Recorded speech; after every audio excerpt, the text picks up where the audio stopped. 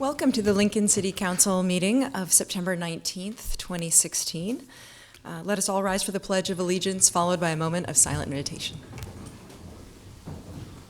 I pledge allegiance to the flag of the United States of America and to the republic for which it stands, one nation, under God, indivisible, with liberty and justice for all.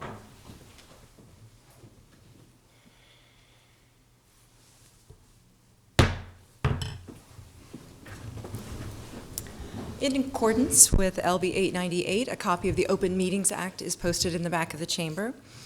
The order of the business of the City Council is as follows. The clerk will call items listed on the agenda under public hearing. Anyone wishing to speak on an item should come forward after the clerk reads that item, and the applicant and those in favor should speak first, followed by those who are opposed. The applicant then may make one short rebuttal. Each speaker should begin by stating name, address, and whether or not speaking in favor or in opposition to the item. Testimony will be limited to 5 minutes per speaker, and as a courtesy reminder, a timer will sound after 4 minutes. After all public hearings, the council will vote on resolutions and items listed under third reading. On the second and last Mondays of the month, immediately prior to adjournment, anyone may speak on any issue not on our agenda for that date, nor planned for a future agenda. Will the clerk please call the first item of business? I'd like to make a motion to move item number 2 down to the public resolutions and create an item 21A. Second. Okay, motion made by Trent and seconded by Cindy. Discussion? Yeah, the only reason I'm doing this is that it is a regular resolution, not part of a special hearing. While those items might be related, it fits better within our normal course of business of public hearing resolutions. Any further discussion? All right, please call the roll. Fellers, Yes. Gaylor Baird, Yes. Lamb, Yes. Raybold, Yes. Camp, Yes. Christensen, Yes. Eskridge. Yes. Motion carried 7-0. We would request those giving testimony to please clearly state your name and address and to sign in on the sign-in sheet laying on the podium. A special public hearing shall be held on Monday, September 19th, 2016 at 3 p.m. for setting a tax rate to set the tax request at an amount different than the property tax request for the prior year on the following resolution. Approving the 2016-17 city tax rate of 0.32194 per $100 of assessed valuation. So moved. This is just for public hearing. I thought we had to put it up. We're in motion. I'm ready to go. All right. Excellent. All right. Would anyone like to testify on this item? Please go ahead and state your name first and address, please. My name is Charlotte Ralston. My address is 12105 West O Street, Lincoln, Nebraska. Okay, welcome. Go ahead. All right. Thank you for allowing me to do this today. The question the council faces today is whether to hold the line on property tax levy using the additional funds that have come from increased valuations and vote to approve this budget, or to raise our property taxes with an increase in the levy to fund the mayor's proposed budget. Since most of Lincoln's citizens are hard at work right now, they're not here to testify, so I am taking time away from my own work to be a voice for those of us that do not want higher house payments or higher rent, which is what the mayor's budget would do to us. I appreciate the council's work to come up with a budget that will not only take care of the community's needs, but will also take in consideration the fact that Lincoln is already a high-tax city comparatively. High taxes are proven to increase poverty and reduce prosperity. Higher property taxes translate into higher prices for the consumer and can cause local companies to be less competitive if they locate in the city. The very best economic development plan our council can promote is one of less taxes. This is fair and right and leaves money in the pockets of our citizens to buy more goods and services right here to buy what they choose rather than to pay higher house payments or increased rent and higher prices for local goods and services. So I thank the council for representing the people of Lincoln, and I urge the council to adopt the budget that would not raise our levy. I ask our mayor to work with the council on this instead of threatening a lawsuit that would have in the end a negative impact on our citizens and community. So I thank you for that, and I hope you'll consider my words today.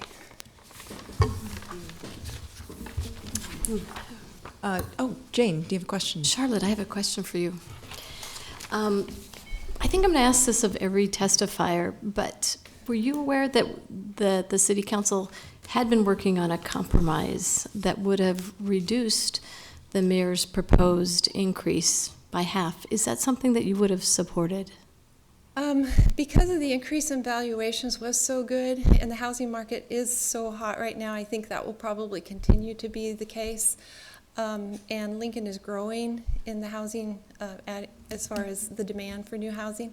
I think I would have not supported that. I would like to see us go another round of really trying to keep the property taxes where they're at, because it does have such a ripple effect. And because comparatively we are a high-taxed city.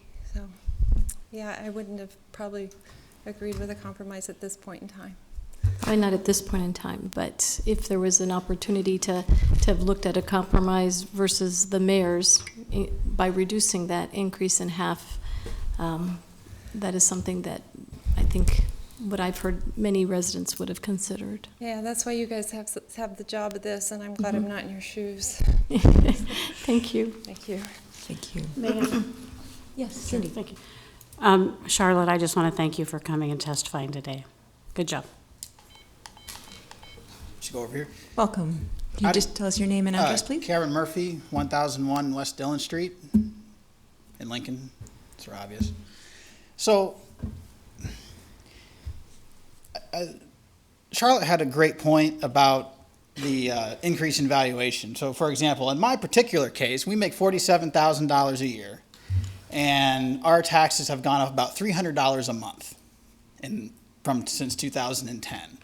And so one thing that the mayor has been doing over the years is sort of nickel and diming, and it's a little raised every year, and people say it's only $20 more, it's only this, it's only that, and on it goes. And a lot of people say the mayor's done a lot of good for the city, and I sort of sit back and I say, well, sure does seem, where a lot of people see progress, I've seen an awful lot of corruption. And there's a great case in point with the ice rink, all right? Now, I'm a hockey player. I love the fact that we have one, finally. The problem is that for $17 million, what did we get, right? I mean, for $17 million, if you go up to where I'm from in North Dakota, we spent $103 million and built the Ice Palace, which is really nice.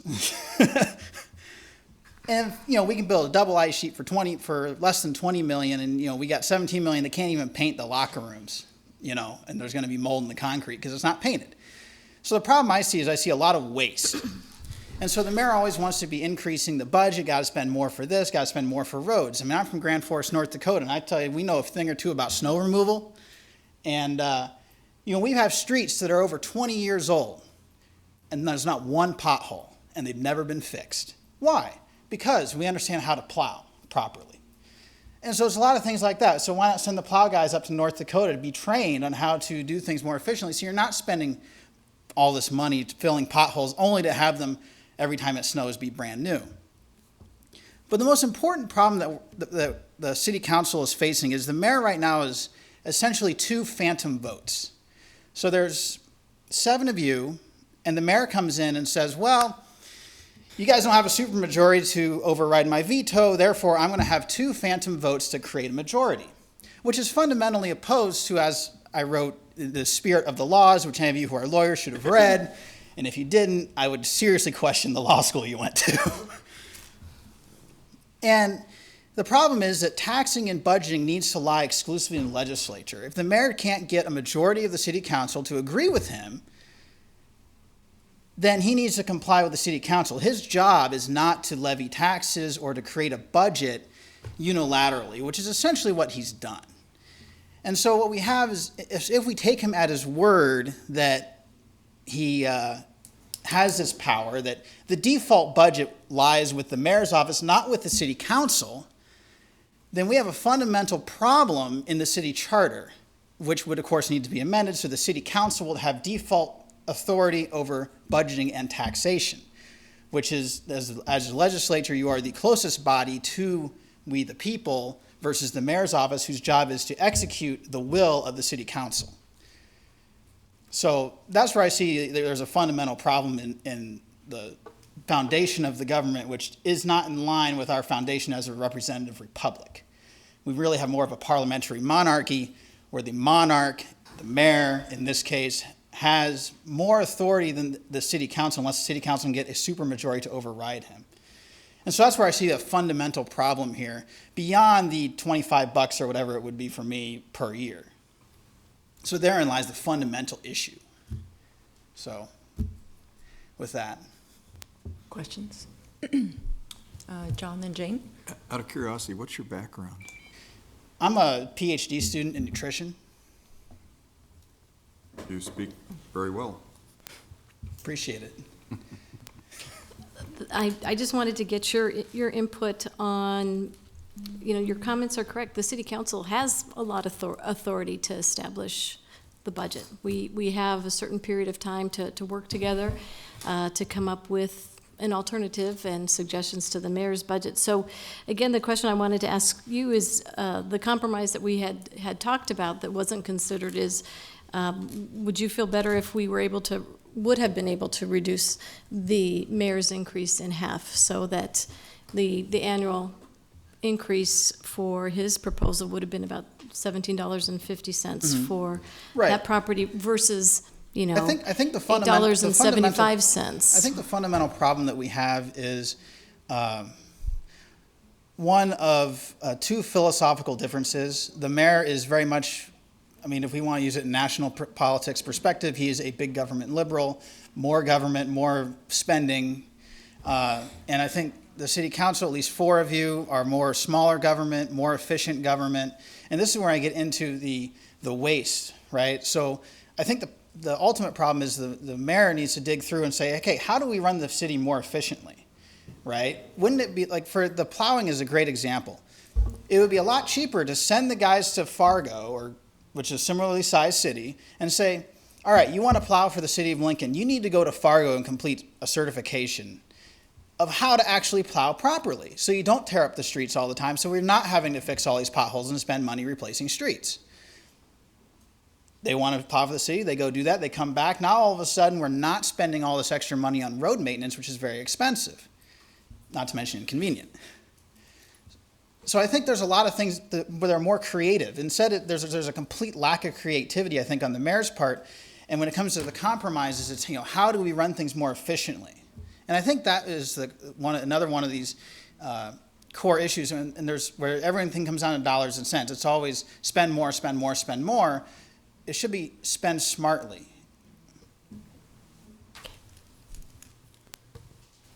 Okay, thank you. All right, appreciate it. I'd also just like to point out a correction on what's showing on TV, Teresa. We are not having a special hearing on the city budget. This is on the property tax request. If they could make that change, I think that would be more accurate.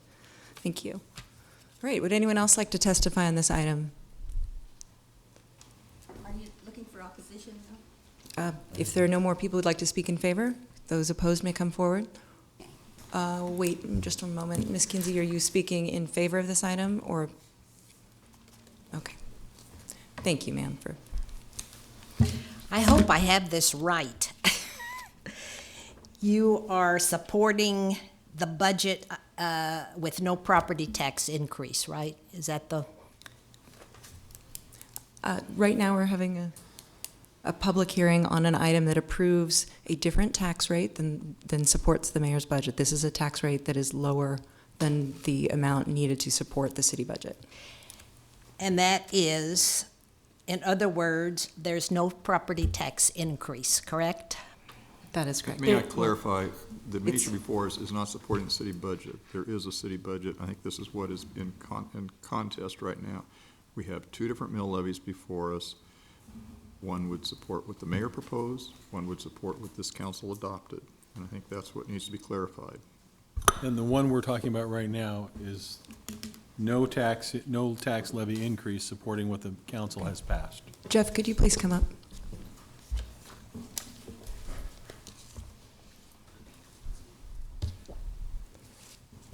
Could you please clarify what is the adopted city budget?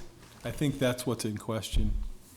Right now, I think what's in question is the property tax rate, but there is a budget that stands for the next biennium, correct? Right, that has been approved by under the terms of the charter. Okay, thank Well, you.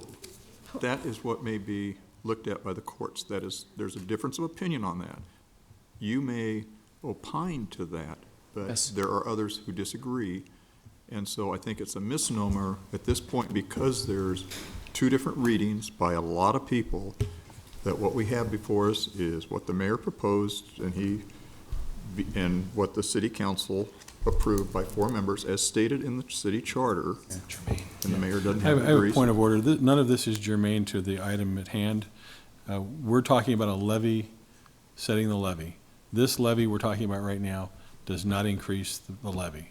That is true. And to answer your question, It actually Mr. does Chair, increase the levy. The but- question, I think, that you asked me is whether or not this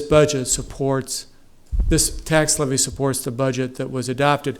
And I understand Councilman Camp's question, or point that there are a difference of opinion. And all I can tell this council is that it is that the opinion of my law department is that the mayor's levy, proposed levy, is what is necessary to support the budget that was lawfully adopted by the city of Lincoln. And that's all I can express. And this, what we're discussing now, actually does represent an increase, you're right, Lorraine, because it represents adding in the levy increase voted for the stormwater bond by the people. That's correct. This is not the same levy as is for the current, the previous fiscal year budget. Right. Yes. Okay. Now that we've clarified that for you, please come back and let us know what you want to say to us. It's difficult for laymen to understand. We support the budget with no property tax increase.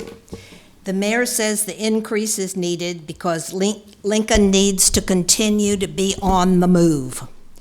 What does he mean by that? He is captive to the 2015 Vision Group, some of whom are making huge amounts of money from their pillars, which we all know are the new things in Lincoln. It looks as though the mayor and the 2015 Vision want to gouge those who are average or low-income citizens for the benefit of highly paid professionals. The fact is that the largest group of our population are low or fixed income members. There have been numerous raisings of fees and utilities over the past few years, which has hit the pocketbooks of these two groups. And now LES plans to raise its rates to add to it. The mayor and his cohorts have closed their minds to the plight of the average Lincolnite, who struggles to keep his cash flow of income and expenses at an even rate. All they can think about is catering to the wealthy and powerful when they spend taxpayers' money. No wonder students have high debt from higher education loans when the bright activities of parties and hedonistic endeavors beckon to them to spend their loan money. The mayor says the council should obey the law and give in to his power. If this is the law, then it needs to be changed. The last time I looked at the city of Lincoln is that it is part of the U.S. democracy. That philosophy says that a wrong must be made right. The average citizen should never be a pawn to those who would exploit them, namely those with wealth and power. Godspeed to those who would keep the principle alive. And the functioning government principle.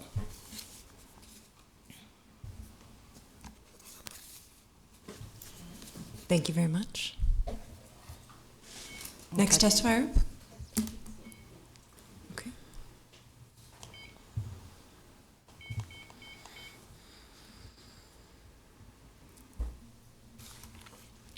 You guys moved, right? See, now I can't see once I take my glasses off, so. Is she chairman now? Okay. Cindy, Trent, Roy, I don't know how to say your name, Carl, John, Jane, Jeff, right? Okay, Terry Pope Gonzalez. I haven't been here in a while, have I? I've been really sick. Now, I had somebody call me, say to get down here, which, you know, I don't like to come down here because I get too angry at you. Terry Pope Gonzalez, 349 South First Street, Lincoln, Nebraska, First and L, South First and West L Streets. Now, I'm having a hard time with this because, now I'm going to say Jane because I butchered the last names. They call you Raybold, right? Yes. Okay. Now, you own the stores, right? See, I'm not from here. I'm not one of you, am I? The minute I open my mouth, you know I'm not. Now, my husband is. He graduated Lincoln High in 1971, born in our house, April 3rd, 1953. Now, in the paper, it said, this is what it said, I really am happy that you guys are fighting this. I am. Because you know what? That's how this country was made. Now, it said something about the $30,000 and who was going to pay it. And I'm thinking, wait a minute. You guys make $24,000. I heard you said that when you were in the paper, right? $24,000 to sit up there, right? Okay, guys, it's a question. This is public meeting, okay? It's not me doing my stuff, okay? And I am not crazy. I am pissed off. There's a difference, okay? POW is what? A pissed off woman, okay? Now, where does the $30,000 come from? It comes from the taxpayers. It does not come from the mayor's pocketbook, okay? So who's getting screwed? The taxpayers. Now, I am really happy that you know what, and thank you for getting that Star Tran. And thank you for the police officers. Because what did the mayor say? Oh, high-profile murders. Your town is going to hell in a handbasket, and quick. So is your state. Now, I think you people are really stupid because you don't see it. Now, my brother said, Terry, don't get up there and say stupid. But that's what I think. Here you sit, all high and mighty, people in my neighborhood. Oh, and I heard that you won a prize or some kind of award. Thank you. And you were on the list, right? Now, your boys called you Jedi something. Too bad somebody didn't come in my neighborhood and give those kids a safe place to play, right? I guess I didn't have the right planning commission. So, anyway, when you guys sit up there, maybe you need to give up your wages, because who pays your wages? Now, Carl, I pay your wages both, state and city, don't I? Because you are the deputy ombudsman for the state of Nebraska. Plus, you're my city councilman. Now, Jane, just to be fair, Jonathan Cook is the one who sold us down the river, okay? Now, you people decided that my neighborhood was okay to sacrifice. Well, I'm telling you, you sacrificed the wrong people. Now, the little ladies over there, they've been here longer than any of you. They're on Social Security or their husband's pensions, okay? They can't afford the waste that this town does. Now, this mayor, damn sure, okay, I can't cuss. Now, Carl, I know you cuss. My brother saw you playing golf. You must have said damn or shit or something, because they said he does cuss. I don't play golf. I don't play tennis. Half the time I can't get out of my house because I go into anaphylactic shock because it's so poisonous over there.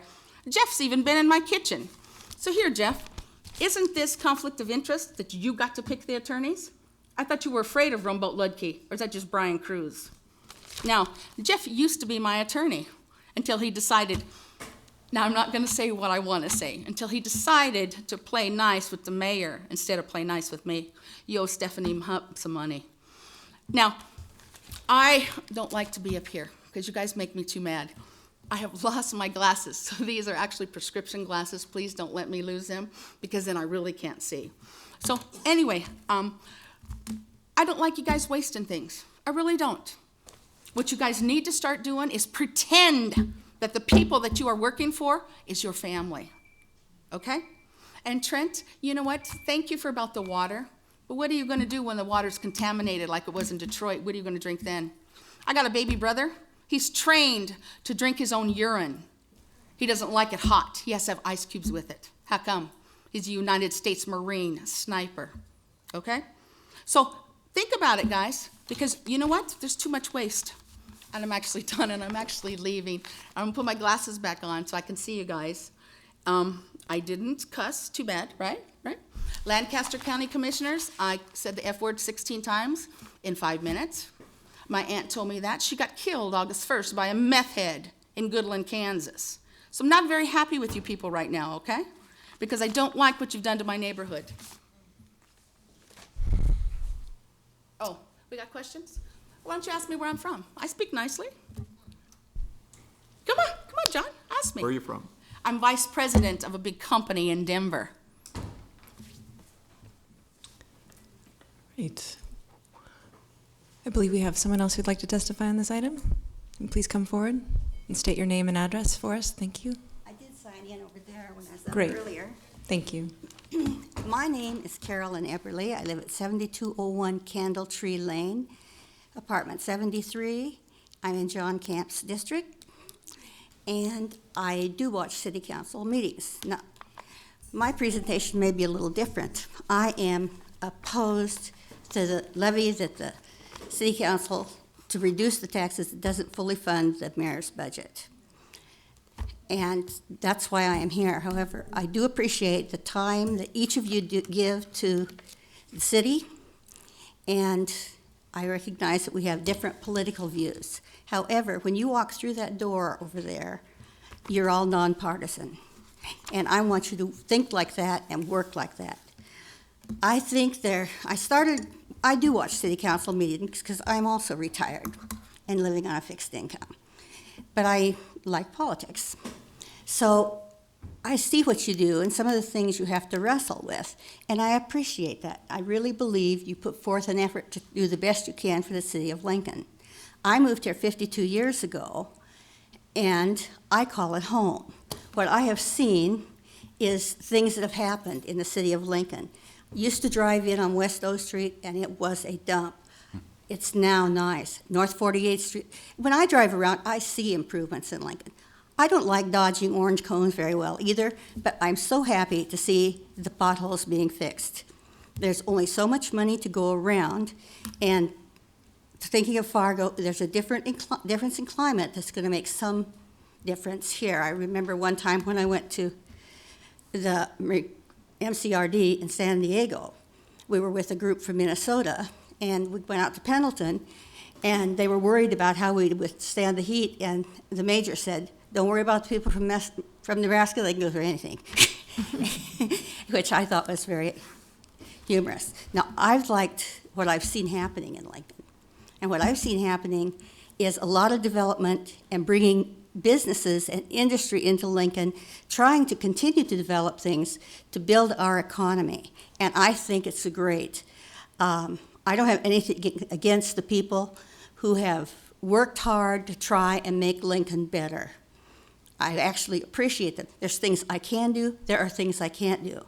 Actually, Lincoln has what I feel is a very low crime rate, and I think in the police force, it's also been my experience that they make an effort to engage people. I feel safe in Lincoln, and I appreciate the things that are done. Now, we have children coming up, they need playgrounds. There's lots of public things going on that we need and that make this a better place to be. I apologize. Must be the 329 coming Yeah. through. I am so sorry about that. Is that Union Pacific or Burlington? Well, Burlington, I grew up in a depot. We didn't have running water, and we had not our outhouse, but it was a great life. And we had other accommodations, like when I got squirted with the skunk, they could put me up in the freight house, you know. But anyhow, the point is, we're growing, and we're diverse. We have all kinds of different people, different religions, and things that come into play.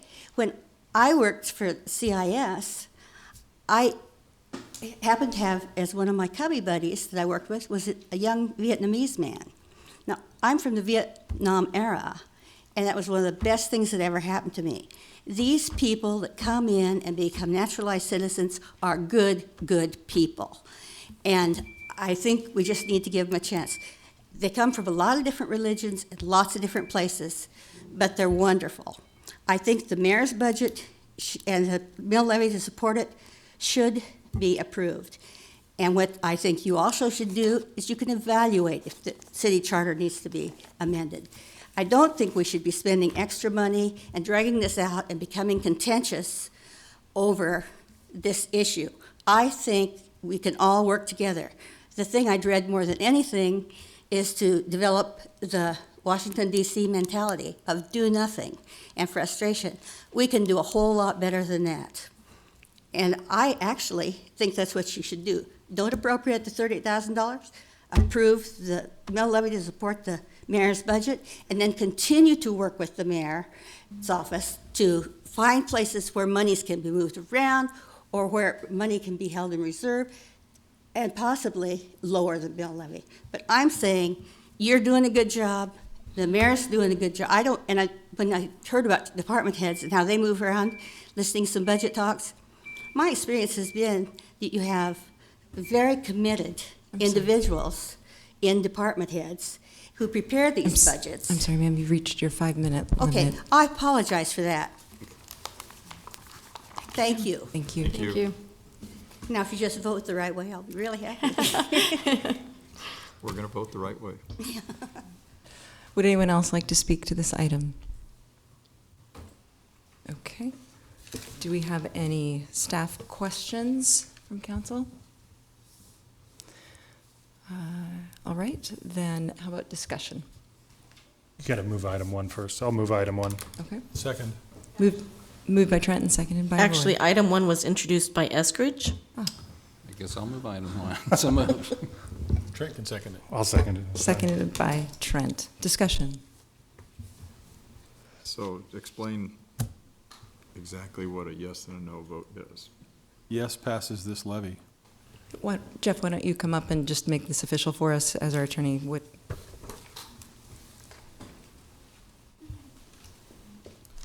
This is a vote on the setting the tax levy at the rate which is, would be less than what the mayor's rate was, or the mayor's budget. The next step would be for the mayor to sign it and then send it.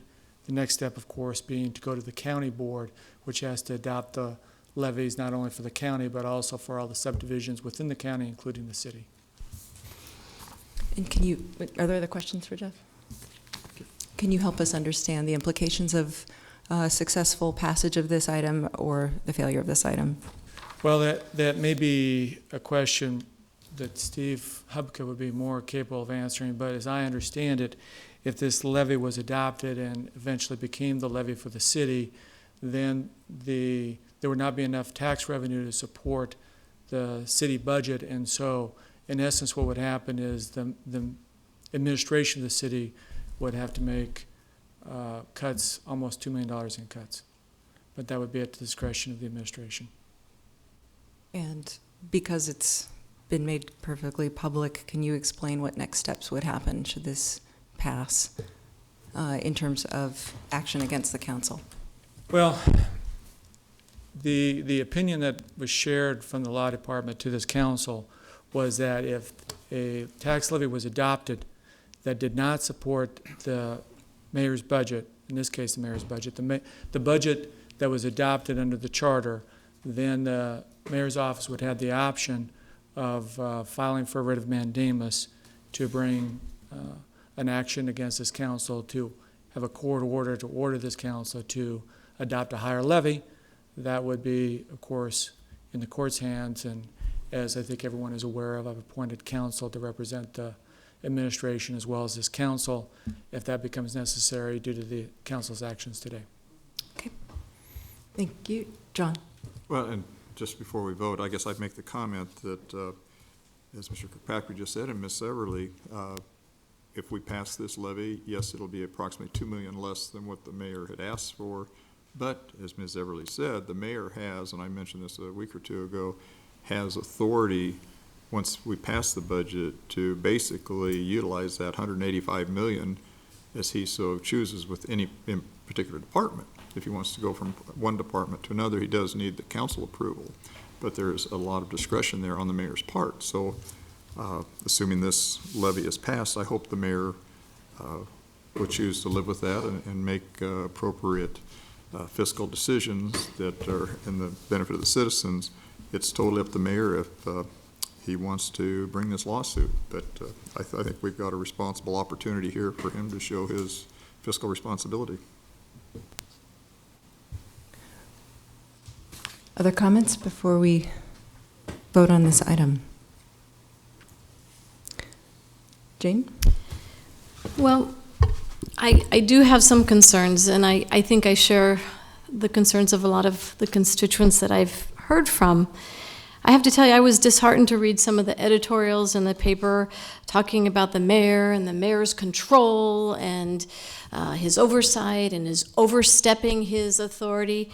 And that really troubles me because, you know, I take pride on following the terms that have been presented to us, the guidelines in the charter that direct how we proceed with any type of budget.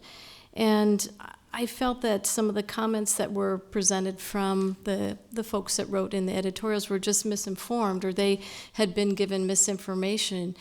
The budget process has been like this for quite some time. It's not something Mayor Beitler has tinkered with or altered or overstepped his bounds. The budget process that we have gone through has been the same, with the exception it's become a biennial budget, a 2-year budget, instead of doing it on an annual basis.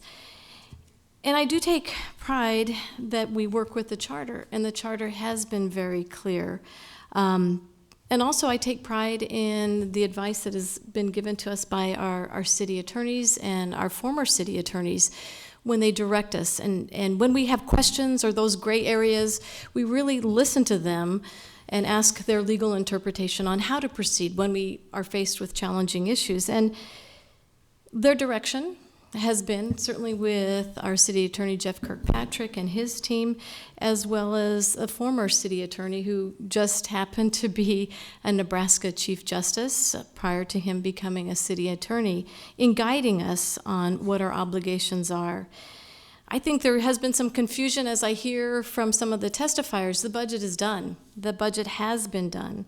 And the language in the law is clear. The language in the charter is very clear on what property tax rate goes with the budget that has been moved forward through a process that has been established for quite some time. And I just want to read this. I think every week I have been reading this, and I know that in the opinion of former city attorney Judge John Hendry, he has repeatedly gone back to that. Should the council fail to adopt a biennial budget on or before the prescribed biennial budget adoption date, the biennial budget proposed by the mayor shall be deemed to have been adopted by the council and shall become the basis for expenditure during the ensuing biennial budget period and for the property tax rates for the ensuing biennial period. So it's saying that that budget not only includes the budget and the schedules and the fees that accompany it, but also the property tax rates for the ensuing biennial period. And it goes back and it references any legislation pertaining to the biennial budget shall be subject to the power provided in Article 4, Section 13 of the Charter. And that goes directly to the authority of the mayor when it comes to vetoing. And when the mayor vetoes, this has been established policy that you have to have a vote of 5 on the city council to override that veto. So this has been established for quite some time. But what the issue before us is that our colleagues have brought up, and I think that is also mistaken, is that the language is very clear. Now I have to be honest, I'm not an attorney, but I deal with a lot of real estate transactions and real estate law. And the one guiding principle that I look to help me navigate some of the tricky language in leases is the plain meaning rule. The plain meaning rule is something that all legal attorneys look to. The plain meaning rule dictates that statutes are to be interpreted using the ordinary meaning of the language of the statute. In other words, a statute is to be read word for word and is to be interpreted according to the ordinary meaning of the language, unless a statute explicitly defines some of its terms otherwise, or unless the result would be cruel or absurd, Ordinary words are given their ordinary meaning. Technical terms are given their technical meaning, and local cultural terms are recognized as applicable. The plain meaning rule is the mechanism that prevents courts from taking sides in legislative or political issues. And so what I wanted to say, that the language that guides us in the biennial budget, the language that guides us in the charter, is pretty darn clear. So when my colleagues come forward and say that, no, we're going to determine the property tax rate in contradiction to the budget that has moved forward through the process, that troubles me. And certainly I look to the attorneys that are our city council members, and I am concerned that they're willing to stake their legal reputation on something that is so very clear. And my other big concern is that we're going to be dealing with later on in our agenda is that they're willing to spend taxpayer money for something that many would consider a frivolous way of interpreting what is very clear and in plain and ordinary language. So for that reason, I cannot support this. I would have loved for this body to have come together. We have the authority, and I keep saying that too. The City Council has the authority to determine the direction of the budget. When we were deliberating the budget, we had an opportunity to work out a compromise. Our colleagues drew the line in the sand, saying that they were not going to look at a compromise. I would have loved to have turned to my constituents and said, instead of the mayor's budget, we were able to reduce that mill levy in half. That I have done my best and done my duty to make sure that those taxpayers out there don't have to suffer the consequences of a higher tax increase. And that's why I asked the constituents here, how do you feel? Would you have preferred paying half of what the mayor had proposed or the full amount the mayor proposed? And I didn't quite hear a very direct response. I believe that we have to be better stewards of taxpayer money. That is why I ran. That is why I think a lot of us are up here. And we all believe the same thing, that we have to be the best stewards of taxpayer money. That's the oath that we take. But we also take an oath to make sure that we follow the laws that are presented to us. I think there's been a great dialogue. There is no doubt. I think there has been a good dialogue. Do I think the city council should probably get the mayor's budget a little bit earlier in the process? It would be nice, but the charter is very clear on how many days we get the budget. We could ask for a change and say, hey, we would like the budget a lot sooner so that we could delve into these issues and come up with really great solutions. Like Ms. Everly had suggested, let's figure out ways to manage money better. Let's figure out ways how to plow our snow a lot better. There's a lot of great ideas out there, and I think that is something that we can consider. But going in contradiction to what is our clear direction and the plain meaning of the language in the biennial budget and our charter is not the right direction and is not a good use of taxpayer money. Would anyone else like to speak? Carl? Thank you. By nature, by training and by profession, I believe in the art of negotiation and compromise, and I was hopeful that we could find that middle ground, wherever it might be, between what the mayor had proposed and what some members of council had proposed. And I think we were fairly close, and it's unfortunate that we couldn't get there, because we wouldn't be here. We would be done by now. But we're not. And so the issue before us right now is the issue of setting the levy at the level of the council's budget. And the reason why I didn't support that budget was really twofold. First of all, there were revenue concerns. We have had a reduction of occupation tax revenue. People aren't buying phones. People aren't getting cable television the way they used to, and those taxes have decreased significantly. We also had a report very late in the process on the reduction of sales tax revenue. And we don't know what that means long term, except to say that more and more people are buying things on the internet and they aren't paying sales tax. That hurts local businesses, it hurts your city government. So there are questions about our revenue and where we are in terms of being able to fund important functions of the city. And so I've got questions about that. On the expenditure side, we have several issues there as well. We have a emerald ash borer that is in our neighborhood, if not in our city already. That's a significant issue, a significant problem that we need to address, and we can't delay it. We need to have that upfront money so that Parks and Rec is able to begin their work in taking down trees in this city that are already not healthy trees that need to be removed, and trees that are in bad locations. They need to be able to get up to speed. It takes them close to a year to get the equipment they need to do that job. They need to have that money right now. We also have issues in terms of our equipment for our fire department. We have a need for an ambulance. They can rehab an existing ambulance, but that gives us an older piece of equipment that has been rehabbed, but why not start with a new piece of equipment to serve the community? That was the number one safety need that we heard from Director Cassidy, was the need to expand the service of rescue in the community, and that's something that's vitally important, not only the individuals, but the equipment that we provide to them.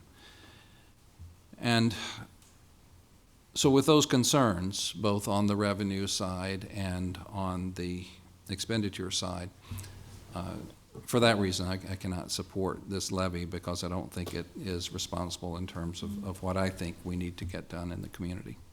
Thank you. Others like to speak before we take the vote? I'll just add that the question of what budget is needed to support the growth of our city for important infrastructure, for city services that citizens expect and need, is a really important question. And we will continue to ask that question every time we do a budget.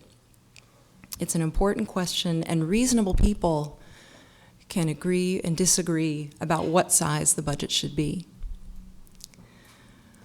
The size of the budget is not what this vote today is supposed to be about. We've come to the end of a months-long process, a process where we've had that conversation over and over again with each other, with staff, and with the public through numerous hearings. We followed the process that's laid out in our city charter for how we modify the budget. And in the end, this council failed to get the votes to override the mayoral veto, and in doing that, we failed to modify the budget. The charter says, and city attorneys past and present have advised us, our legal counsel has told us, that because we did not get those votes to override the mayoral veto, the mayor's original proposed budget stands. And the charter also tells us that once that happens, what was once the mayor's budget is now the city's budget. At this point in the process, for this vote, our city charter requires us to balance the budget. It requires that revenues are sufficient to support the size of our budget. This alternative levy that we're discussing right on this item does not generate sufficient revenue to support our city's budget, and for that reason, I am voting against it. Teresa, please call the roll. Fellers? Yes. Gaylor Baird? No. Lamb? Yes. Raybold? No. Camp? Yes. Christensen? Yes. Eskridge? No. And carried 4-3. Next then is the resolution for action only, approving the 2016-17 city tax rate of 0.33366 per $100 of assessed valuation, introduced by Christensen. So moved. Second? Second by Jane. Discussion. Yes, discussion. Cindy. I would just like to say that I am pleased that we passed a levy that I felt was a compromise, because rather than lowering taxes, we were just asking to hold the line on taxes. This particular levy is based upon an interpretation that has the mayor vetoing something that he wanted into law. And as I understand the veto process, he can veto something from becoming law, but he can't veto something into law. So I have to vote against this, and I voted for the other because I felt it was consistent with what budget was passed, what budget was adopted by the council under the rules of the charter by 4 votes. Would anyone else like to speak before we vote? Carl? Yeah, I don't want to belabor this point, and I didn't really speak to this exact point during my prior remarks, but I guess as I read the charter, I read that what happens in a situation like this is the mayor, well, the council has the authority to approve the budget. We approved our budget. The mayor vetoed the budget. We needed 5 votes to override that veto, and we didn't get it because we couldn't compromise. And consequently, then the mayor's budget becomes the city's budget. And so I think this is the levy that, according to the charter, it's our duty to enact. This was the opinion of former Chief Justice John Henry, in his opinion, 2009. He's a pretty good lawyer. I think I'll go with that. Jane?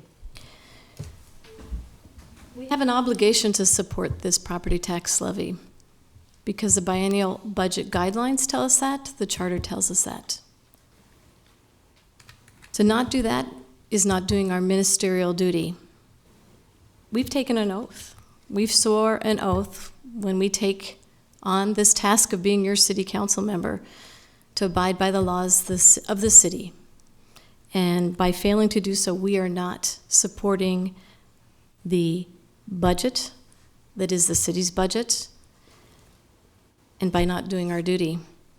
I am supporting this levy for a whole lot of reasons because of a whole lot of good things the mayor's budget does for our city.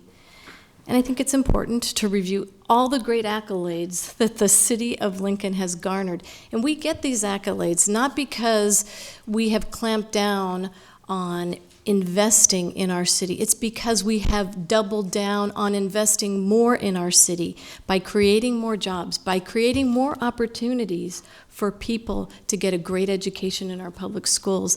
This is something that we can be very proud of. And it hasn't transpired over the last year, but it has taken place and has been formed with careful investment by each and every one of our taxpayers and their commitments to the infrastructure. That's why time and time again, our taxpayers tell us stormwater bond issues are a good thing. How can it be a good thing? It's not the sexiest thing in the world to talk about, let's improve our stormwater drainage system, but it's fundamental to making sure that we can attract businesses because they know that we're a city that cares about this type of infrastructure that will enhance their business. Recent national rankings show it's a great time to live, work, and create in Lincoln. We're rated number 2, best cities for creative professionals. Number 4, we're rated best cities for professional women. Number 2, cities with the highest quality of life. Rated number 3, best cities for young entrepreneurs. Number 10, rating for best place for freelancers. Number 12, rated best cities for recent college graduates. Number 17, best places for women to launch a business. And we're one of 11 emerging tech office markets because we have reinvested in these entrepreneurial groups. Number 11, rated best mid-sized city for information jobs. Number 4, best cities to start a business in. Number 4, best cities for families. Number 8, best cities for first-time homebuyers. We're also number 5, best work-life balance. And number 8, out of the top 10 downtowns.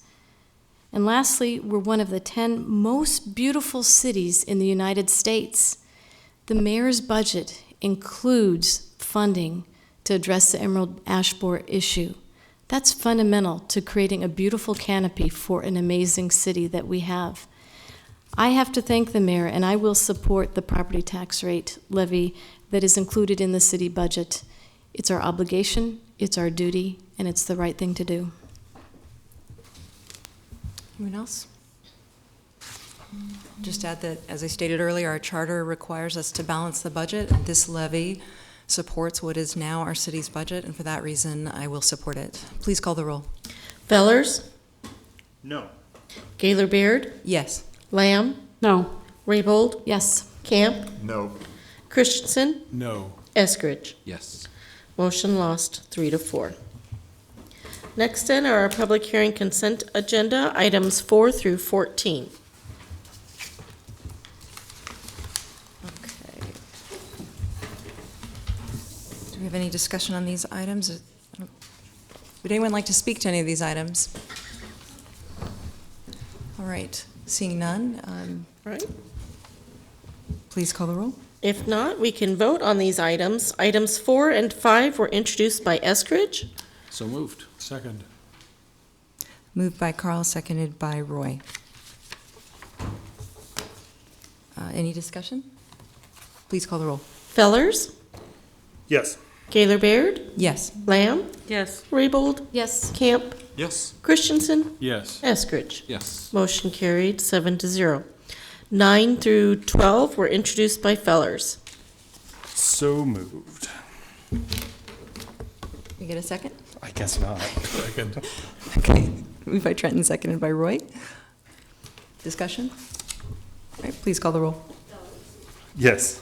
Gaylor Baird, Yes. Lamb, Yes. Raybold, Yes. Camp, Yes. Christensen, Yes. Eskridge. Yes. Motion carried, 7-0. Next then are public hearing liquor resolutions. Those giving testimony are asked to come forward, raise their right hand for the clerk to administer the oath. After the oath, witnesses shall state their names and addresses. I'll call item 15, manager application of Chadwick Fisher for Yin Family LLC, doing business as Hero 88 at 601 R Street, Suite 100. Raise your right hand. Do you solemnly swear or affirm the testimony you're about to give is the truth as you verily believe it to be? Yes, I do. Thank you. Thank you. Good afternoon. My name is Chadwick Fisher. I'm with Yin Family LLC, DBA Hero 88 at 601 R Street, Suite 100. Welcome. Tell us about your application today. Yes, I'm here applying for the management on our liquor license. I've gone through the training with Officer Conan Schaefer for the management for 3 years ago and now just recently here. And then I was previously a trainer for CARE, which is a nationally recognized alcohol training program. Any questions? All right. Thanks for your Thank you, patience Graham. today. You're welcome. Would anyone else like to speak to this item? Right, please call the next item. All right, I'll call items 16 and 17 together. They're the application of Zipline Brewing Company LLC, doing business as Zipline Brewing Company, to expand its Class L liquor license by the addition to the area of a new licensed area described as an entire L-shaped single-story building measuring approximately 120 feet by 198 feet, including an outdoor area measuring approximately 12 feet by 40 feet at 2100 Magnum Circle, Suite 1. And then we have the application for a special designated liquor license to cover an indoor area measuring approximately 200 feet by 120 feet and an outdoor area measuring approximately 170 feet by 72 feet at 2100 Magnum Circle, Suite 1 on September 24th from 1 p.m. to 10 p.m. Raise your right hand. Do you solemnly swear or affirm the testimony you're about to give is the truth as you verily believe it to be? I do. Thank you. Just state your name and address. Good afternoon, Madam Chairwoman, members of the council. My name is Tom Wilmoth, Tomwilmoth. My address is 2100 Magnum Circle, Suite number 1, Lincoln, 68522. We have two applications pending currently. The first, I believe, is item number 16. That is designed to allow us to expand our brewing operations at 2100 Magnum Circle to a contiguous space that's adjacent to our existing facility. If you are familiar with that property at all, it's essentially one large warehouse environment, and it's broken up into multiple bays. And so we currently have a number of those bays, and we're adding to that. The current facility is about 8,500 square feet. We'll be adding about 5,400 square feet, purpose of which is primarily for storage, and some of us are finally going to get offices, so we're very excited about that. Get to sit on the The second application, unless anyone has questions I could just touch on, is for a special designated license. We're very proud to partner with an organization by the name of Here Nebraska. Here Nebraska is dedicated to promoting Nebraska musicians. And so this event is designed to raise awareness of that effort. The funds that will be generated by this event will be provided to Here Nebraska in the form of a donation. So we're looking forward to getting some people out and doing some beer samplings that day with a number of other breweries on site. And we believe it'll be a fun event that will be very family friendly, and hopefully will raise a lot of money for a great cause. Thank you. Any questions? All right. Trent. I just want to say congratulations on all your success. I mean, thank you very much. It's been kind of amazing to watch you guys grow from, small tap room and, growing, and now you're going to have possibly another tap room in other places. It's just been amazing to see a craft brewing grow in Lincoln, and I wish you more success in the future. But well, thank you very much. We were built on a number of people's shoulders, and there are a number of people behind us, and hopefully we'll all grow together. So yeah, thank you very much. It's just so cool to see happening. It's great. Thank you. Thank you. Thanks, Sam. Would anyone else like to speak to this item? All right, please call the next item. All right, next in is item 18, application of BDF LLC for a special designated license to cover an outdoor area measuring approximately 350 feet by 350 feet at 605 North 8th Street on October 8th, 2016, from noon to 11 p.m. Is there anyone here to speak to this item? The applicant here? All right. Let's move on to the next item. Madam Chair, if no one's here to testify at all, I would move approval of items 15, 16, and 17. Second. Moved by John and seconded by Trent. Discussion? Please call the roll. Fellers? Yes. Gaylor Baird? Yes. Lamb? Yes. Raybold? Yes. Camp? Yes. Christensen? Yes. Eskridge? Yes. Motion carried 7-0. And Madam Chair, I would move that we continue item 18 to next week's agenda. Second. With public hearing. Okay. Move to delay this with public hearing to next week, moved by John and seconded by Roy. Discussion? Okay. Please call the roll. Fellers? Yes. Gaylor Baird? Yes. Lamb? Yes. Raybold? Yes. Camp? Yes. Christensen? Yes. Eskridge? Yes. Motion carried 7-0. Public hearing resolutions. Item 19 is approving an agreement between the city and Bridge Behavioral Health for the provision of protective custody services for those individuals with alcohol and drug abuse problems, and for space for the Lincoln Police Department to conduct chemical testing and related services for a 2-year term from October 1st, 2016 through September 30th, 2018.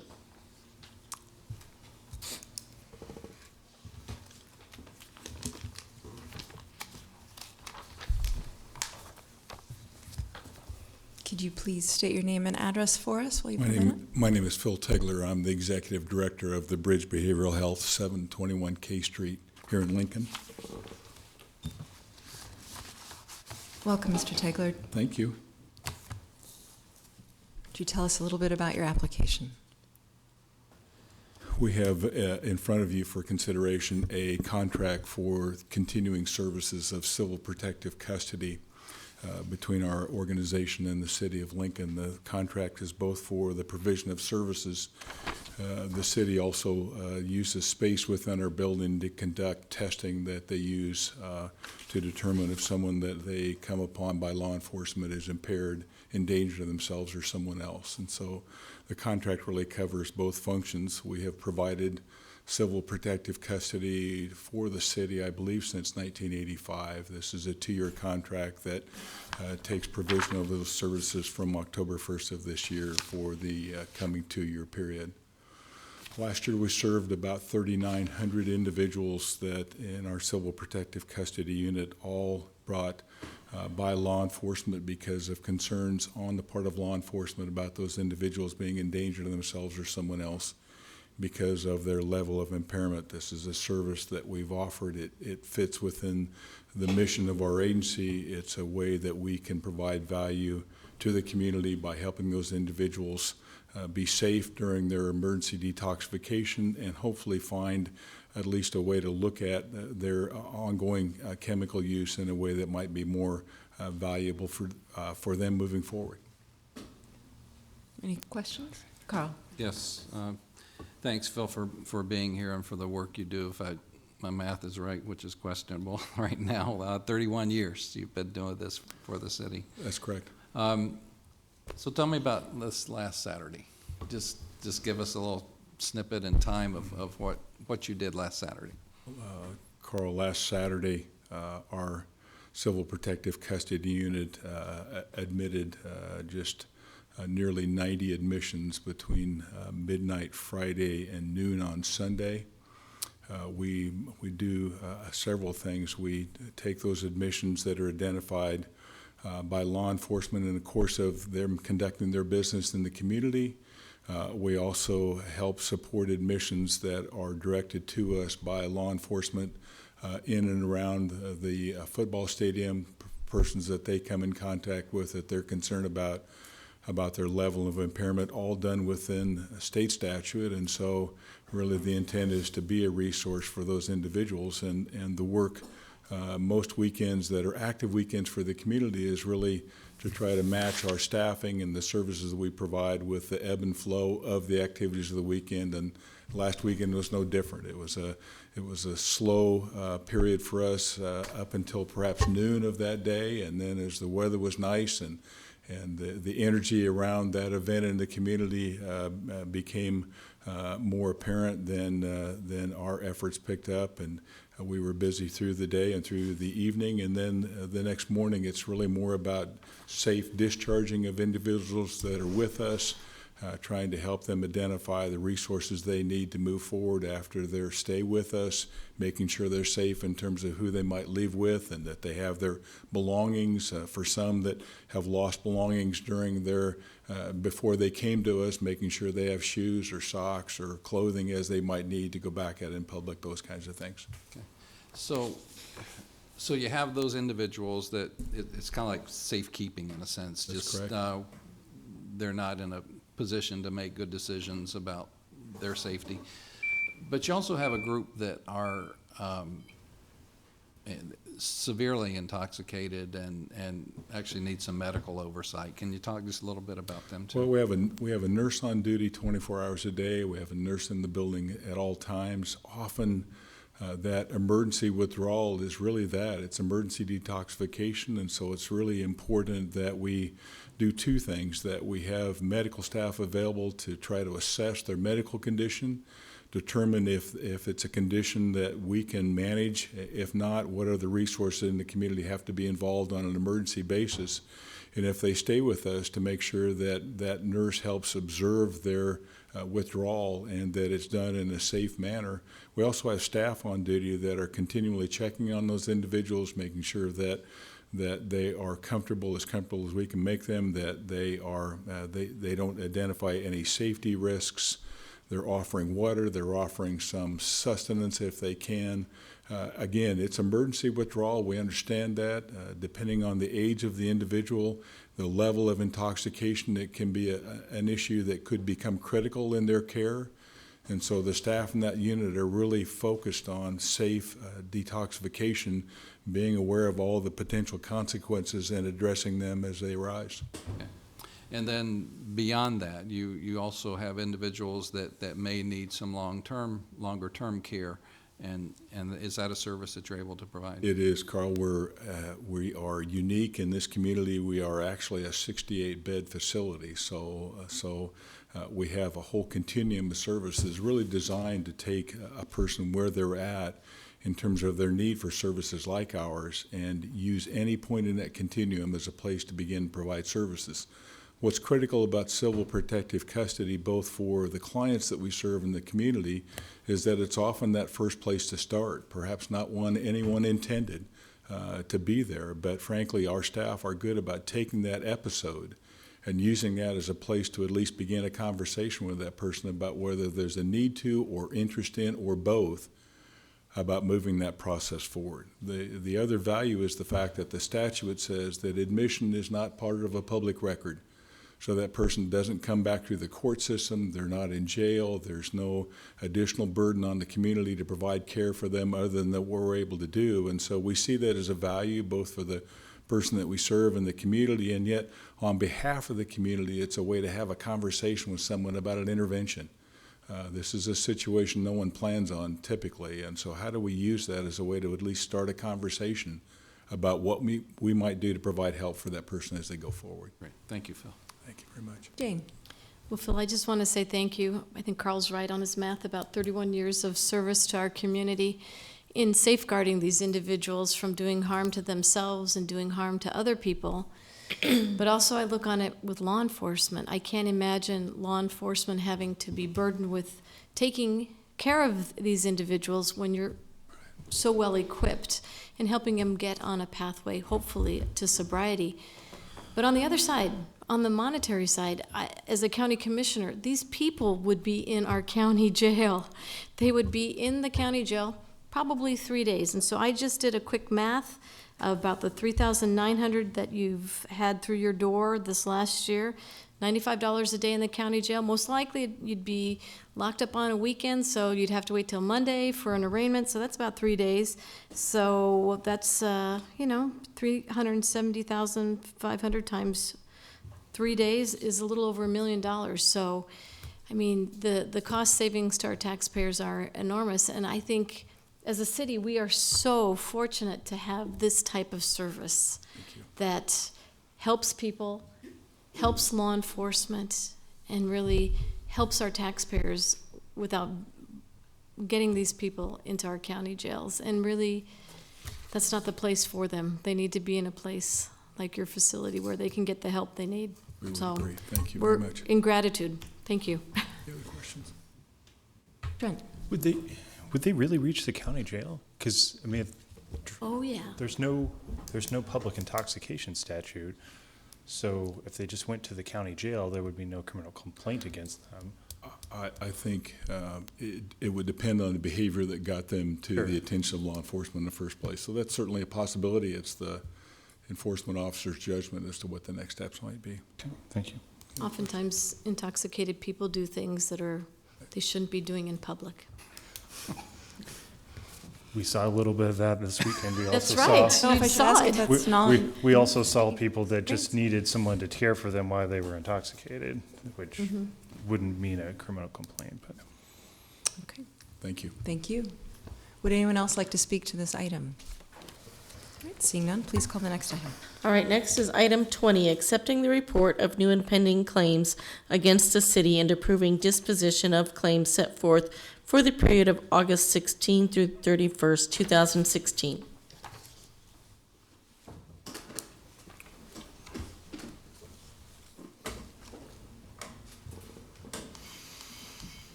Please let us know your name and address. Hi, Sandra Robert, address 4,000 North Hunt, right off Superior, Fort and Superior.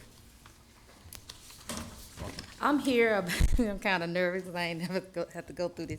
I'm here about the pothole between 19th and 20. When I, on August the 7th, it was on a Sunday, I was coming from church, and I was driving down that road, and between 19th and 20, you would not be able to see that pothole until you actually arise up on it. And when I made it there, to the left side of my driver's side, the left side, I hit the pothole. I'm kind of nervous. I hit the pothole, and I noticed my car kind of shaking a little bit because it was a deep hole. You wouldn't think it's deep because as you ride a little closer to it, you'll think it's fixed. And I had to pull over because I actually had a flat tire. And then I was able to call 888 to assist me because he showed me when he did arrive that the rim, the hole had cracked my rim, flattened my tire. It was no more use. And so after that, I stayed around, let him fix, what he had to fix. And I was able to ride on the dummy until I go get you know, another tire replaced. And I called Monday morning, and I called the road department. I didn't know who to call, and then they assist me to you guys. And someone told me just to get a picture of the road, get a picture of your tires, in which I do have the pothole in my tires, what had happened in the receipt of how much my item cost. And I had Thursday off. That's when I bought the item down here to let them know what was going on. And so I received a letter in the mail saying that I guess all I'm asking for to be reimbursed for my item because it messed my car up, and that's all I'm asking. So it's a big issue that I'm going through, just trying to hope and pray that someone, you know, look at the matter, because somebody else did the same thing. So I'm quite sure I'm not the only one report that pothole at that time, but I noticed the week later, you know, actually maybe a couple of days later that when I went back down that road to see, it was fixed. Now it's like either we don't fix the road by, you know, basically they don't want to reimburse me. So that's why I'm here today. You know, just asking that something be done about it. Thank you for coming down. Are there any questions from the council? All right, Jeff, can you come up and explain how claims like this work for everyone? And specifically your ruling and information on this one. Yes, Jeff Kirkpatrick, City Attorney. As the council is aware, when we examine pothole claims, and we get a fair number of pothole claims, the question that the law department looks at is, was the city negligent? In other words, did we or should we have known about the pothole, and were we negligent in filling that pothole in a timely manner that led to the damage that was suffered by the motorist? In this particular case, the damage was done on Superior Street. It was during a period where Superior was actually being rehabbed. And we received our first call about the pothole in question on the evening of August 6th. That would have been Saturday, August 6th. And so I think the accident that Ms. Roberts is here about happened on Sunday the 7th, and we sent a crew out to fill that pothole the next day on the 8th. And so in our analysis of the claim, we felt that receiving the report of the pothole on the 6th, getting it filled the next workday on the 8th, we were not negligent, we were responsive. And while it was unfortunate that she suffered the damage, we couldn't conclude that the city was negligent in causing the damage. Carl. Jeff, I think you're right that this is an area under construction, or at that time was an area under construction and rehab. Yes. Does the, I assume this work was being done by a private contractor that the city had contracted with to do the work. Does that company have any liability in terms of an incident like this where they would be working on an area and a damage would be caused? I think that is not impossible if they were causing the damage, causing the condition that resulted. And you could at least think of a hypothetical where they damaged a section of the road, should have put up cones, did not, or did not check them on a regular basis. There's nothing to indicate in this situation that the construction company was at fault at all. We have a photo that Ms. Roberts did provide to the department that shows that the potholes seem to be just, as you would expect, a section of the street that was worn out, needed rehab, and that's what she hit. So there was no indication that it was caused by the construction company. Okay. Jean, and then John. Or Jeff or Ms. Roberts, were there signs that say construction, road construction? No. No? And like posted speed limits to No. reduce? No, it wasn't. Because I went back actually Monday morning, early Monday morning, because I had to be at work. And I went back just to get the picture of the pothole. It wasn't no warning sign, because if it was a warning sign, then, you know, you're going to pay close attention. So all I'm just saying that, I mean, I wouldn't waste nobody's time. I mean, yeah, the road been fixed now because of someone had to call to complain. They was working down that road, and I have saw them working down that road. But I feel like for any road construction, you need to have a warning sign up to let them know that this area is, you know, unavailable, so people won't get their car. This is a serious matter. It could have actually cost me my life if I didn't have my seatbelt on, and then I wasn't going fast. It was just a hole. You would think you're just going across and there's nothing major, but the hole is deeper than what it looked like. Okay. Ms. Roberts, I'm going to ask you to sit down while we ask staff a few more questions. If you don't mind just having a seat. Go ahead, John, you had a question. I'd like for Ms. Right. Esposito to come up and have a question for her, and while she's approaching the dais there, the microphone. I believe, Mr. Kirkpatrick, you said we did hear about this Sunday, which was the day after Ms. Roberts had her. Well, we heard about it the day before she had the accident. We got a call reporting the pothole on the evening of the 6th, which is Saturday. She had her accident sometime on the following day, the 7th. On the 7th. Sunday the 7th. Okay, thank you. I guess my question is, when we hear about a situation like that, even if we don't have a pothole repair crew out there, do we put out some type of a cone or something to help alert the motoring public that there's a pothole? Mickey Esposito, Director of Public Works and Utilities. When we get a call about a pothole, particularly on an arterial street, our level of service is to come out within between 1 and 5 days. We try to get there on average within 3 days. It sounds like they mobilized that next Monday to address the pothole, which would have been the first workday back after notice was provided. It sounded like Saturday, August 6th. So what we normally do is mobilize once, because it would be both inefficient and an improper use of resources, really, to mobilize twice, once to put out a cone to warn, and then again to come out for the fix. I can investigate whether there were rehabilitation or construction cones out there during that period of time. I don't know, but we don't normally put out cones unless it's really so bad that we can't fix them within that time frame.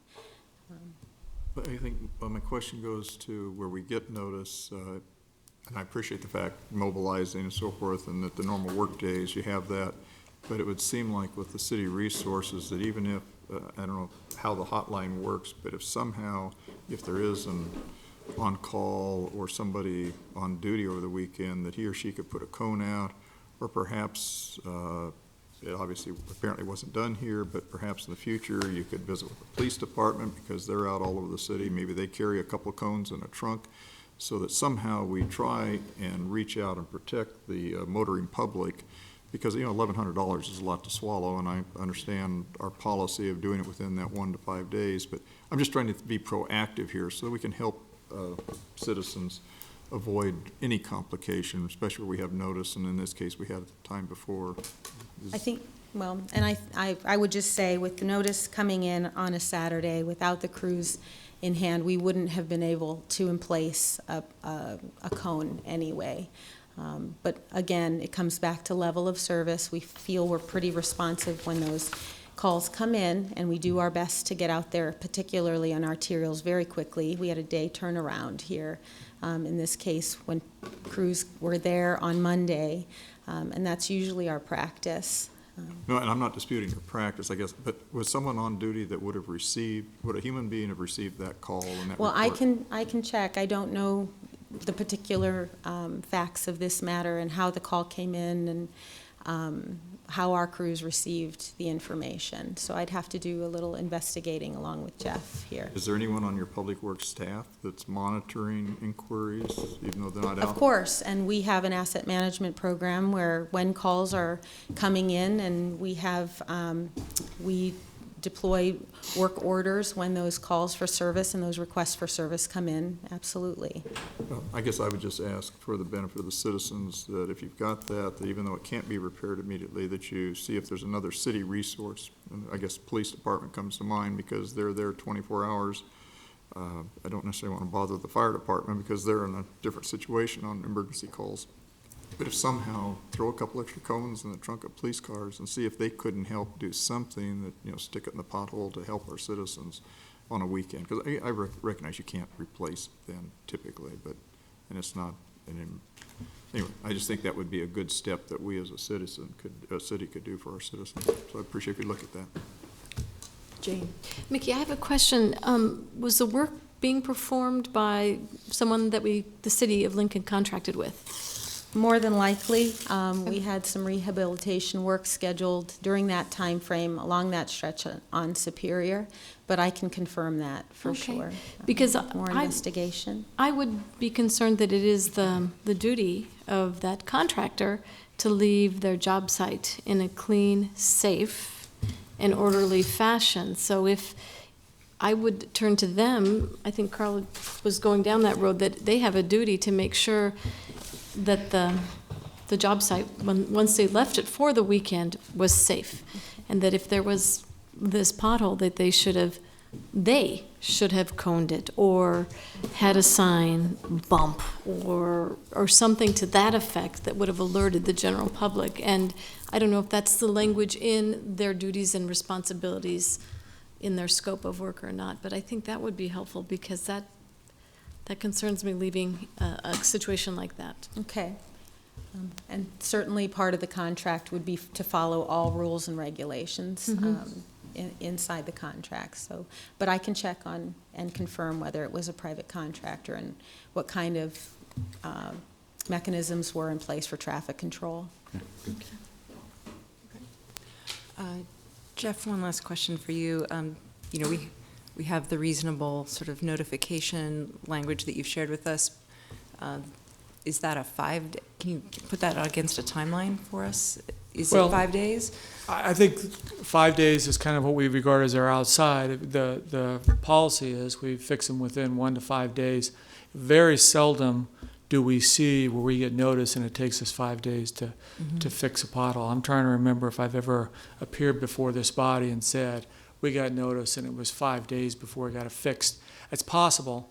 As you know from your service on the council, occasionally we'll hit a period of weather where you get a lot of a freeze-thaw cycle, and we've got potholes popping up all over, and just we're overwhelmed by the number. But what we've seen in the last few years is when that's happened, we've mobilized more resources, and so even with those situations, we typically get potholes once they're reported filled within 3 days.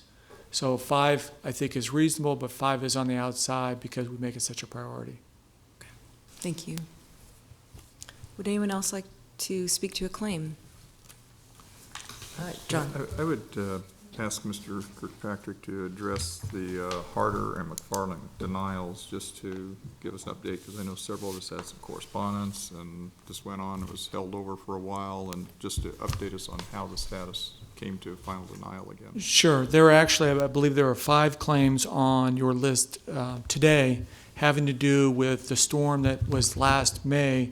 There was a rainstorm, and of course, when we look at sewer backups and a sewer system that's overwhelmed by a rainstorm, we tend to think in terms of the October of 2014 and then the May of 2015. Those were bigger storms. Those overwhelmed really the whole city. Here, you had a rainstorm that was pretty significant, but the sewer backup claims we received from the 2016 storm were really just in a few block area. And I think what you saw there, which is not unusual, is that the rainstorm was more concentrated. You had a lot more rain in that specific area, and that's why you had such a concentration of sewer backups only in that area. And so when we looked at it, the question again is, was the city negligent? And when we examined what we had done as far as maintenance on that main, there were a couple of mains that we received reports from. One was set up to have maintenance done, the jet flushing done on an annual basis. The other main was set up to have the jet flushing done on a every 2-year basis. And so both of those are being maintained on what we regard as a reasonable basis that was set up. So we concluded that it was not because we were negligent in maintaining those mains. It was just a matter of those mains being overwhelmed with the concentration of rain that hit that particular neighborhood. And that's why we recommended to this council originally and then today that these claims be denied, because they were not a result of negligence on behalf of the city. Now, I think another question that you will have heard and that I've heard expressed to me is, how do we regard these claims differently than the claims that came before this council back in October and then the May of 2015. And what I would suggest to you is what I said during the time when we talked about how to respond as a city to those claims. You have natural disasters that are large. We think about those federal natural disasters where you have flooding, where you have hurricanes. In Nebraska, we're accustomed to sometimes significant tornadoes that affect a large number of people in a community, sometimes wiping out that community, and then you have the federal government responding with federal aid. Those two storms, because of their size and scope, were so large that I believe this council felt it was suitable to step in with a special program just for those two storms, and that's what you did. And I think that we handled those appropriately. It took a while to work through those claims. I don't know if you've ever had a chance to thank Marcy Brownlee. I think she did a fantastic job working through those claims that on the program that this council approved. But that was two over 100-year storms, huge events. Those were truly natural disasters. These claims that you have before you today were disasters. Anybody that's had a sewer backup, and I know we've taught that that's not something that's a stranger to you, John. It's a disaster. It's a terrible thing to happen. It's a mess to clean up. But because of the scope of the storm and because of the scope of the backups, it was not a citywide disaster. And so I don't know that it's appropriate to set up a city program for this storm. If I may just follow up, thank you. Out of curiosity, I had a situation where they'd had a 2-year maintenance, and they decided because of the situation they're going to change it to 1 year. Yes. Is this a particular area, because there were so many homes affected in a small area, that perhaps they're going to increase their maintenance schedule for that jet wash or what have you, so that we try to, as you mentioned, a 2 and 1 year, depending on the area, perhaps cut it in half just to try to be preventive in the future?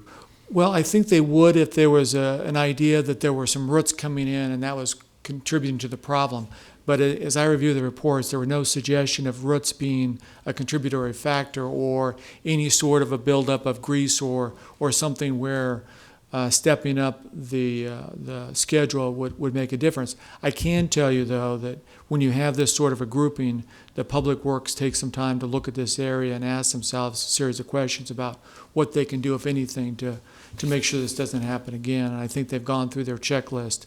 I can't tell you if they've taken any measures because of this or there's anything they think they can do to address this in the future, but I know they've done the analysis. Thank you. Jane. Jeff, with any of the claims for the damages caused by the sewer backup, are you aware of any of the applicants having insurance to cover this? Did that get brought out in the process or no? It's not something that we ask during the claims process. It's not something we look at this stage because we're really concerned, is there any sort of negligence here? What I can tell you when we went through the experience with the October and then the May of 2015, and we had all those people that submitted claims, and one of the questions we asked and one of the considerations was, do you have insurance? Because that disqualified a number of people because they had insurance. At the end of the day, we were surprised how many people had insurance that covered their damages. That was something we had that discussion, I know, with the council going into that program, and I think we told you, we don't think there's a lot of people because of they're not in floodplains, we don't think there are a lot of people that have insurance. At the end of the day, there was a significant number of people that, fortunately for them, had insurance that paid for the damage. I can't speak to this Van Dorn area, though. Okay, thank you. Any more questions? Okay, thank you, Jeff. Does anyone else wish to testify about a claim? All right, seeing none, please call the next item. All right, next is item 21, approving a Lower Platte River Consortium agreement between the city, Metropolitan Utilities District, Nebraska Department of Natural Resources, Lower Platte South NRD, Lower Platte North NRD, and Papio, Missouri River NRD to study long-term water supplies available to the lower subbasin for enhancing stream flows or aquifer storage to support sustainable public water systems.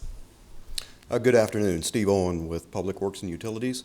The agreement you have before you allows the city to enter into an evaluation with 5 other water managers and water users in the lower Platte River Basin to evaluate what strategies might be available to increase stream flows. For the City of Lincoln and for MUD, who is another partner in this project, this comes on the heels of the 2012 drought. So the specific title of the project is drought mitigation. And how can we, what upstream strategies, what amount of water is available in these upstream reaches that contribute to the Platte River, lower Platte River Basin would be available to increase stream flows. This obligates us to a commitment up to $40,000. We have, the group has already received a grant application from the Bureau of Reclamation, and we also have the project submitted to the Water Sustainability Fund. And if we got funding from the Water Sustainability Fund, then our obligation would drop down to near $25,000 to $26,000. Any questions? Carl? Yeah, so Steve, as we saw in 2002, was it, or 12? 2002 and 2012. yeah, Okay. yeah. Water dried up essentially in the Platte. And miraculously, when irrigation season ended, the water returned. Yes, Okay. yes. So what kind of, I guess, power might we have with a group of people, jurisdictions coming together to talk about our water needs versus water needs upstream? Yeah, it's a good question. It gets quite complicated. We certainly have a series of permits that allows us or guarantees us a certain amount of water in the river. But those permits are tied to surface water irrigators. And even though they certainly contribute to taking water from the river, there is definitely a cause and effect that we see from groundwater irrigators, those that are using the center pivots. And you're correct. You can see a definite cause and effect. When irrigation season ends, water returns to the Platte River. One strategy would be, since we don't have legislative authority to regulate groundwater users, we can at least look at incentives to encourage those folks to stop pumping or possibly pump to aquifer storage, during times where we have a lot of water in the river, so they could store water upstream, groundwater, and then pump it for irrigation. So that would be one example, but mostly those are going to be incentive-based types of strategies that we as a downstream user might engage in the future. Would look something like a contract with a group of irrigators. Okay, great, thank you. Any other questions? Has we undertaken a project like this before? We really haven't, at least not this ambitious. The total amount of the project, again, depending on the grant applications that we would receive, or at least depending on if we get funding from the Water Sustainability Fund, it starts at about $440,000. So it's quite an ambitious project. We hope to get some real tangible things out of this also, not just an evaluation of ideas and strategies, but we hope to build a predictive, I hesitate calling a model, but a predictive equation that we could possibly use, we being downstream water users in the lower reaches of the Platte River Basin, where depending on certain given conditions, we could be able to predict Platte River flows. And that might then cause us to operate the system a bit differently. And just in case people aren't aware, this is our only water source in the city of Lincoln, correct? It is, This is yes. pretty mission critical. Yes, it Okay. is important. Maybe just to further speak to your question, I think you're going to see all folks across Nebraska engage in these kind of partnerships.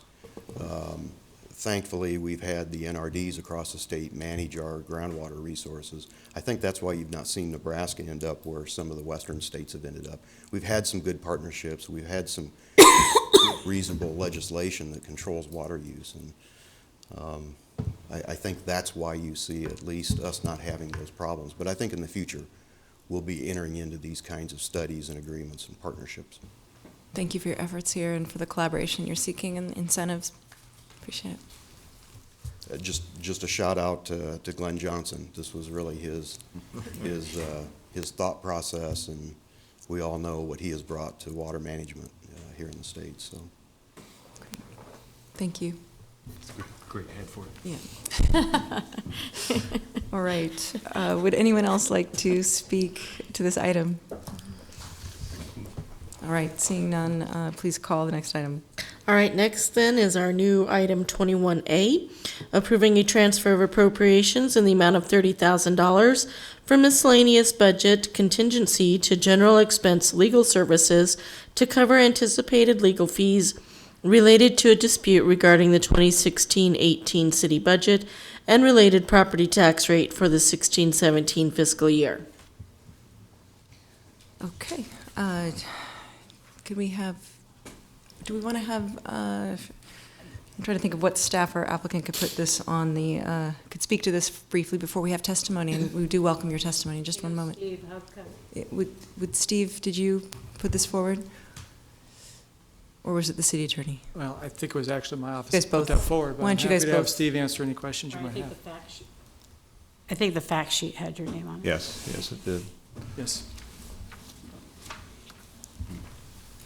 Could you please help us understand the item that's before us? This is moving money from the general fund contingency, which is controlled by the city council, to general expense legal services to provide for the payment of attorneys and what we believe might be a court case coming up here. Okay. Is there anything you can tell us about how this amount was derived before we go into testifying? I visited with Jeff about what he thought the number of hours might be, and we think this is on the high side, but don't really know if that opinion of yours, as far as hours needed, has changed since we talked or not. But, yeah, when we talked, I did think this was on the high side, but we do have two very capable attorneys, and I wanted to make sure that they didn't feel constrained by having too low a number as far as how many hours they could put in on this effort. Does anyone else have questions for staff? Jane? Steve, so the funding comes from the miscellaneous budget contingency in the general fund? Yes, And the general fund comes from our taxpayer dollars? correct. Okay, thank you. And other sources, there's interest income and fees, and it's not entirely taxes, but that's the bulk of the dollars come from there. Okay, thank you. Great. All right, we'd love to have folks who are here to testify in this item, please come forward now that we've made public what this item is. Yes. Carolyn Eberly, and I'm here to speak again to this, and I've already signed in. I'm opposed to having the council shift this money out of the general fund. We're a country based on laws, and you have just voted to say that you don't even respect the city charter. We have a majority vote. What kind of a message are you really sending? If the charter doesn't mean anything, what does it mean to me? What does it mean to our young people? We push this into people, that we're rule of law, and you have respect for that. You elect people who are also going to respect the law. I count 4 people that just plain don't give a damn about the city charter, and I don't like it. I would say vote no against expending any money at all to support something that violates the city charter. Thank you very much. John? Ms. Everly, I just have to respectfully disagree with you. There is a difference of opinion on interpreting the city charter, whether you use Ms. Rabel's plain letter reading or what have you. The charter says if 4 members of the city council adopt the budget, that's the budget. 4 members did. And so unfortunately, we've gotten to a point that apparently the mayor disagrees, and as a result, we'll see this next week. If he wants to do something, we may not have this expense, not at all.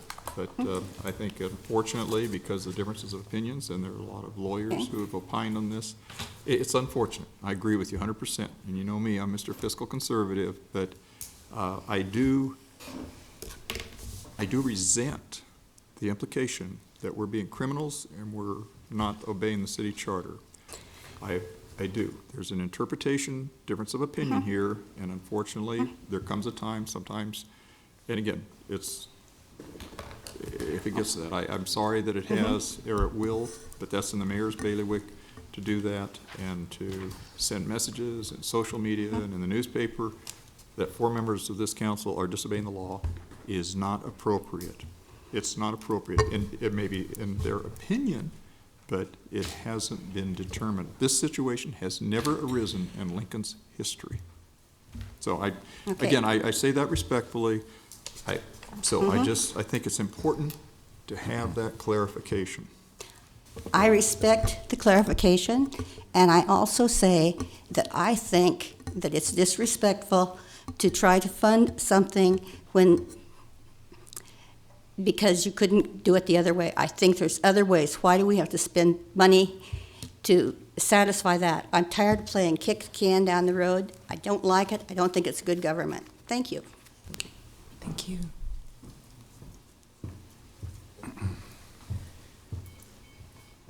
Karen Murphy already signed in as well, 1001 West Ellen Street. So I find it rather ironic that we started this meeting by reciting the Pledge of Allegiance to the Republic of the United States of America. And yet in our city right now, like as I said before, we really have more of a parliamentary monarchy where the monarch says, but unless you can get a supermajority to override it. And with all due respect to the city attorneys, I think they've oversimplified this issue. The upcoming court case is going to ask a very fundamental question of supremacy. Does state law supersede city law? In this case, as I understand it, that the state law would dictate that if a township, the executive and the city council cannot come together to form a budget, the previous year's budget would then automatically come into play. So essentially, neither side gets exactly what they want. You go to whatever you agreed to the previous year. And that's going to be fundamentally, I think, what this court case is going to decide is, does the city of Lincoln supersede state law? And so we have a fundamental problem in structure of the city charter, and this needs to be addressed in the courts. So, like John said, this has never happened. This has never been tested, which is why you need to go to court to figure this out. And, you know, the idea, and I find it ironic, the mayor, in his opinion in the newspaper on Sunday, said that the budget was passed. It's an interesting use of words. Now, you know, I was raised to say that words have meaning. You know, you mean what you say what you mean, and the language matters. So if you say it was passed, that would indicate that the legislative body passed it into law. However, the mayor's budget was not passed into law. It was defeated 3-4. So the mayor has these two phantom votes that he can magically say the law was passed. So, you know, who's got the power? Right? If he can get, and theoretically, if three of you decided that, you know, God, Lee, Lincoln government's doing such a great job, let's have $1 billion budget for the next 2 years. And the mayor agrees with you, and then four of you say, no, that's completely irresponsible. We can't do that. Well, guess what happens, according to this interpretation? You guys better find a way to raise our taxes a heck of a lot to get $1 billion over 2 years. All right? That's where that is, of course, taking it to an extreme, but that is the power that is at stake here. And, you know, I think Cindy made a fantastic point earlier. You know, the executive branch does not have the power to make law, period. End of discussion. And with this veto, he's making law. He says it was passed. That's not his job. That's not within the realms of his power, which is why spending the $30,000, I think, is going to be money very well spent. Because ultimately, we're going to have to find out and say, is the city of Lincoln a constitutional republic under our greater system? Or have we devolved to a point where, you know, the mayor has his pen in his phone and can do whatever he wants? You know, and this is a fundamental question that we're asking ourselves as a country as a whole as well in this upcoming election. And it's troubling that this has now gone from the national, Washington, D.C., and now it's all the way down here to our own little Lincoln City Council. So with that, my time is up, so I'll let you guys get to it. Mr. Murphy, I want to address your concerns, and I have to read something that is very important to help clarify. In the biennial budget, it says very clearly, any legislation pertaining to the biennial budget shall be subject to the power provided in Article 4, Section 13 of the Charter. Article 4, Section 13 of the Charter reads, legislative power and veto of the mayor. The mayor shall have the power to veto legislation, including the biennial budget legislation, in a manner and subject to the limitations hereinafter provided. And it goes on, and the mayor has followed the procedure. I wanted to bend your ear a little bit more about the opinion of the former city attorney, John Hendry. And you talked about the charter does not supersede state law. But in his opinion, former Chief Justice Judge Hendry stated, in a case, the city's home rule charter is the city's constitution, and as such, subject to the same rules of construction as constitutional provisions. So we're abiding by the Constitution. They cite a case, See Home Builders Association versus City of Lincoln, and they reference the Nebraska court case. It says a home rule charter has as its basis a constitutional provision enacted by the sovereign people authorizing the electorate to empower municipalities with the authority to govern their own affairs. He goes on and says, here, the language of the foregoing provision appears clear, and the necessity for construction is, in our opinion, unnecessary. Plain language rule. Once the mayor's proposed budget is deemed to be adopted, according to our biennial guidelines in the charter, and his authority to veto that biennial budget legislation, his budget shall become the basis for the tax levy for such ensuing year. I have read that for the last 3 weeks. Accordingly, if the mayor's proposed budget becomes the operating budget by law, it will control the tax levy resolution. The adopted budget as law imposes a duty upon the council to enact the tax levy increase. The tax levy resolution must conform with the adopted budget out of necessity to fund the appropriated expenditures. The city must have funds to operate, and the failure or refusal of the council to perform its obligation cannot be permitted to create a crisis. In the event the council fails to satisfy its obligation to pass the tax levy resolution, such action may be compelled by mandamus. A writ of mandamus is what we've been talking about, may be issued to any public officer to compel the performance of an act which the law specifically requires as a duty resulting from his office. It is generally held that the mandamus only lies to direct the performance of a ministerial act or duty. A duty or act is ministerial when there is no room for the exercise of discretion, the performance being required by the direct and positive command of the law. In the present case, this is his opinion continuing, mandamus is appropriate because the adopted budget as law requires the enactment of the increased tax levy. The specific duty of the council to pass the tax levy resolution is clear and made plain by Article 4, Section 26, leaving no discretion for the council to exercise. Therefore, council can be compelled by mandamus action to perform his ministerial duty. And I'm sorry to take that time to read it to you, but again, it's the plain language rule. That is what we're presented. That is what guides us. That is why we have the authority from the state of Nebraska, because of our home charter rule, to make these determinations. And that's why I have to respectfully disagree with you. But I do thank you for coming and stating your opinion so eloquently. But again, it has to be based in fact So I think, and Jane, in law. one of the problems is that you're conflating, and this is I think why I say, of course, it needs to be amended, because now we have a fundamental problem as far as where power lies. Power lies in the executive, not in the legislative. And in fact, this body, I'm not even sure why it would exist based upon the reading of the law. The question you have to ask yourself is what's also right and wrong? You know, at one point in time in our country, you had cities that had the idea of separate but equal, which of course was not. And eventually that was the letter of the law, right? Would you agree? Would you say that if the charter says that, StarTran, if you're a black person, you got to sit in the back of the bus, it's in the city charter, that's what we got to do. It's also wrong, okay?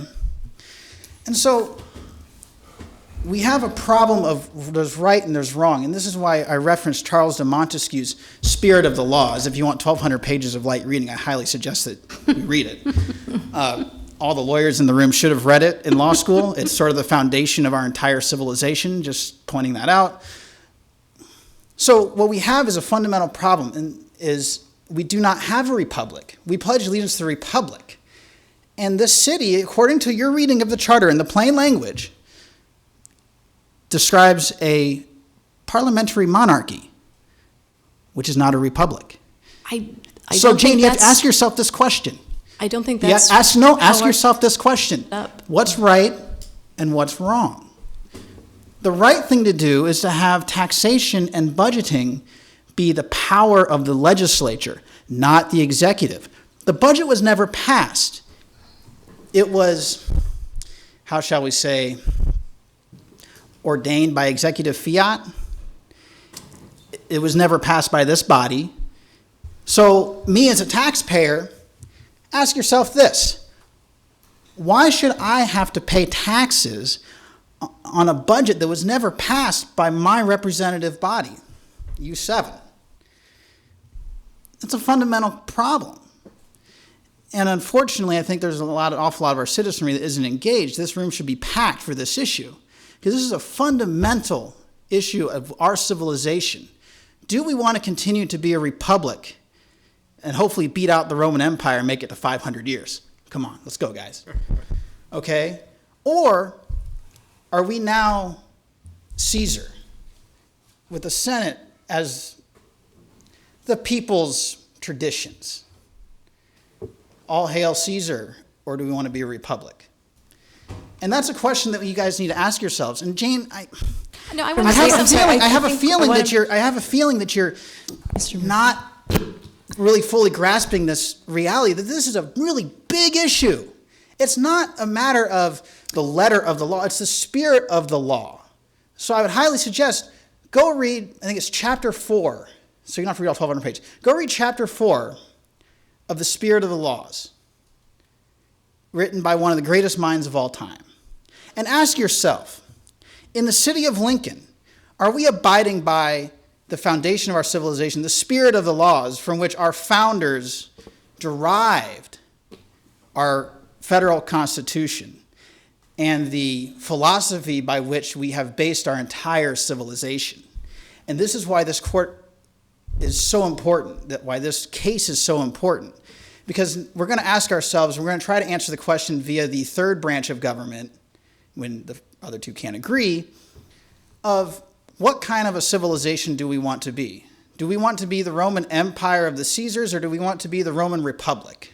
Thank you, Mr. Murphy. Appreciate you presenting your perspective today. And great dialogue. Thank you very much for coming and presenting your viewpoint. But is there I want to anyone- just say one last thing, Larry. Well, It is I'd really. like to make sure, Point of order. Jane, I just want to make sure that there are other folks who want to testify, and then during discussion. Would anyone else like to speak to this item? Okay. Any further questions for staff? All right. Can I entertain a motion? Well, we're not there yet. Oh, sorry. Voting session. My apologies. Teresa, please call the next item. All right, next in our public hearing ordinances, second reading. Item 22, approving a real estate sales agreement between the city and Jeffrey Barkley for the sale of city-owned property generally located at 801 South 27th Street. This is just the sale of a piece of property. But it's a controversial piece of property, as you know. David Landis, Urban Development Department Director. We own a strip of land that we got when we were thinking about widening 27th Street. We got a long time ago. It's now simply concrete. It's the corner of 27th and Randolph. We got a pile of concrete and we got an ugly wooden fence. It's not buildable. It's every now and then somebody parks on it. In fact, it is usable for parking. It has an unsafe sidewalk. It's right next to the street. Two kids jostling along and somebody bumps each other, go right into the street. It's the kind of sidewalk that we made very sure that in Piedmont, when we redid that shopping center, we moved it away from right next to the street so there was some space between the sidewalk and the street. That's what's going to happen here. We're selling it to the folks who do the Mr. Good Sense project. This is where the land, this is the land that we own. It's coming. Okay. Maybe. This is the land we own, and it's concrete and a wooden fence. This is the land that the Barclays own. This is the city right-of-way, which right now is filled with concrete. When we're done, the city is going to get land that is now and has been off the tax rolls for 30 years back on the tax rolls. It'll get $11,000 for the payment. It'll also get the Barclays to moderate the building profile that they're going to have so that we can make some beneficial changes to what they could have done with their own land without our land.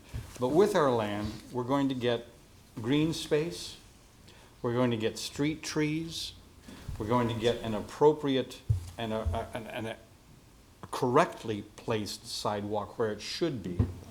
We're also going to get buffering around the drive-through lane, and that's going to affect the headlights of people driving this way through the drive-through lane of the restaurant. That would now shine down 27th Street on the other side. Now it should be blocked by the buffering that they've agreed to do here. In other words, we've asked them to do more than what they're obligated to do under the law, with a more sympathetic design that meets several appropriate planning objectives. And we're going to sell the land, and they're going to be able to incorporate it into their project. I'd ask for the adoption of the action, and I'll be happy to answer any questions you might have. Cindy. Thank you. I'm trying to put my mind around where this is geographically. Which corner is it? Sure, thank you. I think it'll be easier if I go back to this one. Councilwoman, think of this as Randolph. Okay. Think of this as 27th Street. Right, headed south the way you drew your pen? Yes, Okay. heading south, north, east, and west. This is that park area, and this Ideal Grocery would have been down here on this side of the street. Okay. And so to the Ace Hardware. This is the corner of that block. It is now, except for our concrete and our ugly wooden fence, it is now unoccupied. Was this the parking lot that we just sold? There is a parking lot here, quite a significant one. There is a place to park here. Okay. It's rarely used. And we did ask for both neighborhood and a business reaction, and there was none, because it's relatively episodic. To the extent that there is parking here, it's available at the Ace Hardware and the Ideal locations and like that. Just the point. Just want to make sure, did you get all your questions answered, Cindy? No, I got my question answered. This, Okay, to Roy. help you understand, there was a building right there that went along our Randolph, the other direction. Okay, that area you're saying, yeah, there's a building there, and that area he's marked was a parking lot. There was a two-story building there with some shops and Exotic apartments resident. over there, and it's the first place I lived in Lincoln. Is that right? I rented a furnished apartment for 3 months. Right there. When you become the 48th President of the United States, and they get that little brass plaque as to where you're. plaque right there. Little There'll be a plaque right brass there. plaque right there. That building needed to go, and that parking lot needs to go, and this is a good project. Thank you. Other questions? John? Well, as Mr. Landis knows, this has been somewhat controversial because we voted on this some in the past, had some ideas of selling it. Yeah. And I guess I'm thinking back to our directors or pre-council today with Mr. Carey of Planning, talking about one of the goals is to look at widening 27th Street. And I'm rather conflicted because, as you know, I like to get property into the private hands, get it on the tax rolls.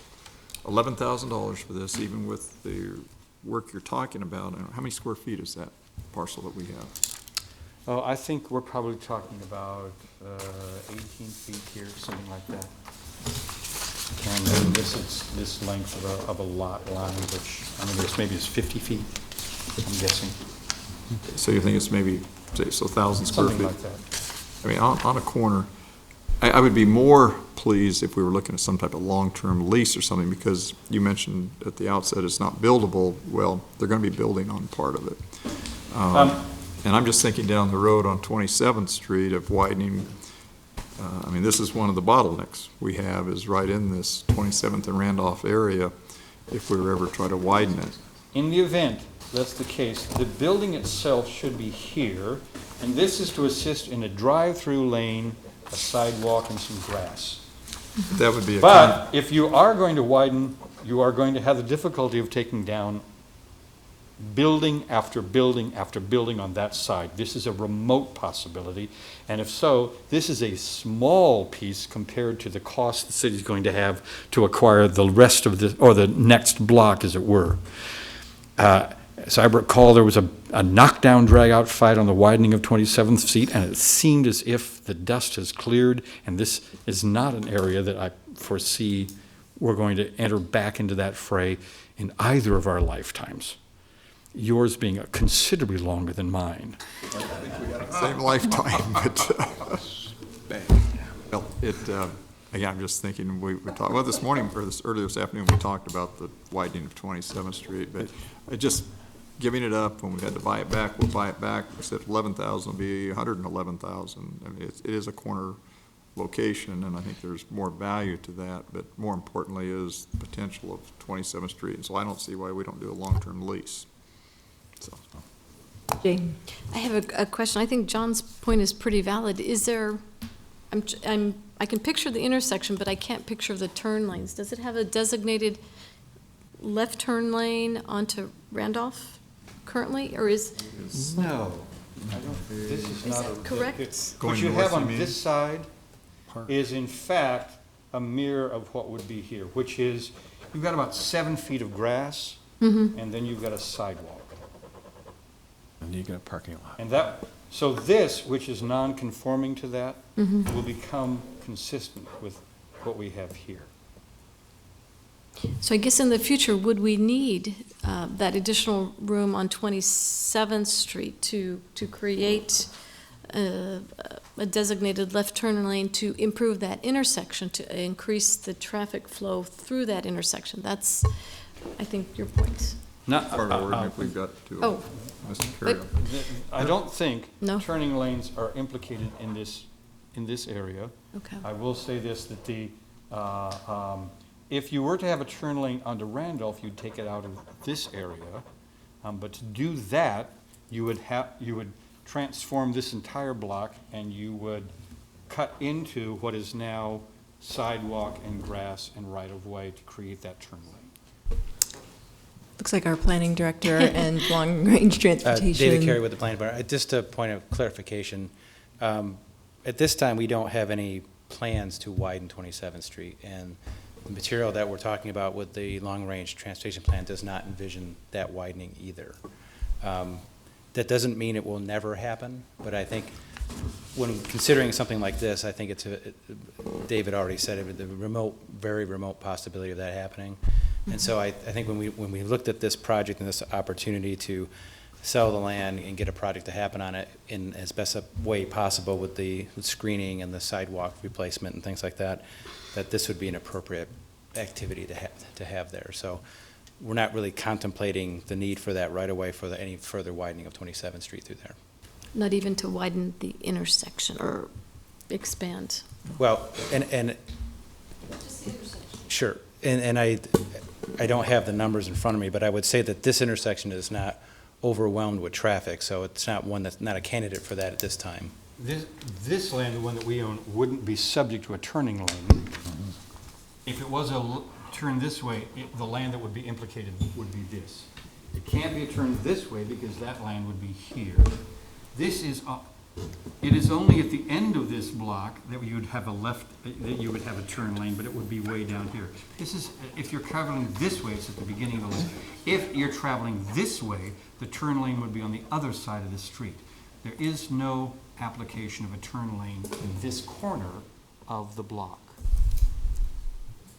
Yeah, I think what I'm just saying, and I think Ms. Rabel's seeing it too, though, if you have a widening there to help the merchants and all with the ideal fire, and the fact that Ace Hardware is set back substantially with parking in front, you have a little bit of the old Poly Lumber, they're a tiny building that fronts on 27th. You got Paramount Linen, but it's set back just a hair. There's an opportunity here to really enhance that area, whether it's on the books or not. And so I'm just saying, I would much rather see a long-term lease of some sort so we wouldn't get into a condemnation situation because, again, I guarantee you, you're going to pay hundreds of thousands of dollars to get something back there, especially on a corner. And I want to facilitate this in the interim till whatever happens, whether we're live or not. But I think it's prudent planning to keep the ownership there. And it just very well, depending on what happens in businesses and so forth, this could really help revitalize this area, especially where we've unfortunately lost Ideal Grocery.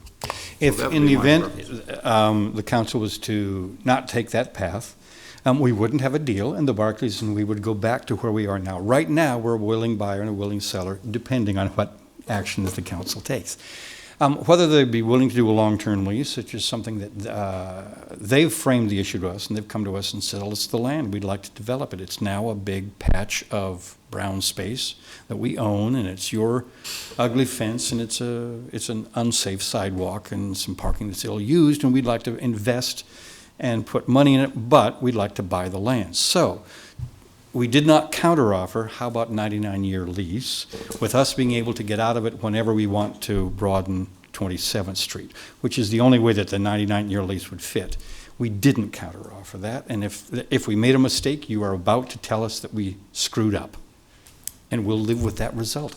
And the council of the council of the council, as it were. Any further questions? City? Yeah, I just wondered if you would be willing to go back to the buyer if we just delayed this rather than vote it up or down. Our As concern. opposed to Aren't voting on this I would item rather today, take this just so message. clear. No, we've done a deal. And now, you haven't, but we have. So I think the appropriate action that would do that is if you defeat the motion out of the same goal that says, maybe there's a better deal here, and maybe this doesn't capture us. Then I think I get to say, look, the city's, I can't do this, the executive can't do this, the legislature has told us it's a bad idea, they don't like it in this form. Is there another deal that you would contemplate? That I would understand. But at the moment, if you're an unwilling seller, don't sell the land. Don't sell the land. Would I, in the event you also delay and I get instructions from this council to my boss who tells me then what to do, I will stand up, salute, march, and make a phone call at the first available opportunity. In a sense, the Barclays and us have been working for this for a number of months, and they've made a bunch of changes to their property at our suggestion. And in a sense, I feel compelled to say, this is the deal that we've struck, but if it doesn't meet the interests of the city, you certainly get to tell us that that's the case, and we would abide by that without remorse and without regret and without contradiction. Carl. Well, we've been at this for a while. Carl. John will be able to tell you that there's been times in which we've thought about selling this for about 12 to 15 years. I think it goes back a long way. Can you tell me again how long we've owned it? I'm sorry. Since I think 1970 something or other. 1917? No. 1974. 1974. Thank you. Carl had a question. Yes, David, what's the valuation? I mean, this is city-owned property. The city-owned What's the value is $22,000. Okay. It's $11,000 for a couple of reasons. One, taking this land and doing the demolition work was a good deal more expensive than what the Barclays thought when we began this process. Secondly, they're doing some things not required by law that we want. And so that cost, which exceeds that discount, is in our attempt to find a place where a willing buyer and a willing seller can agree as to what that is. And do you know what the estimated value might be on this total project? No,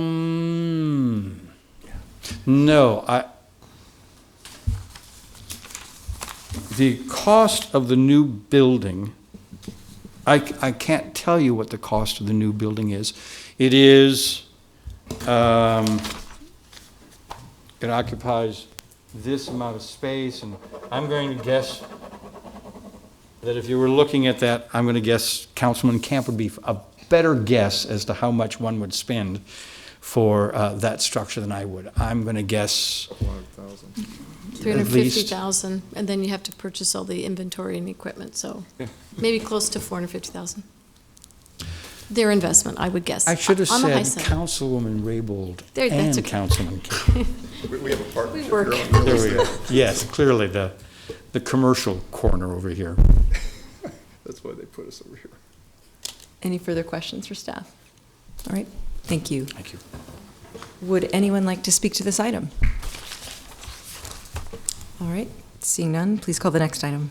All right, next then is item 23, accepting and approving the lease agreement between the city and Lancaster County Adult Probation Services for the lease of office space in the Municipal Service Center located at 901 West Bond Street to County Adult Probation for an initial term beginning July 1st, 2016 through June 30th, 2018.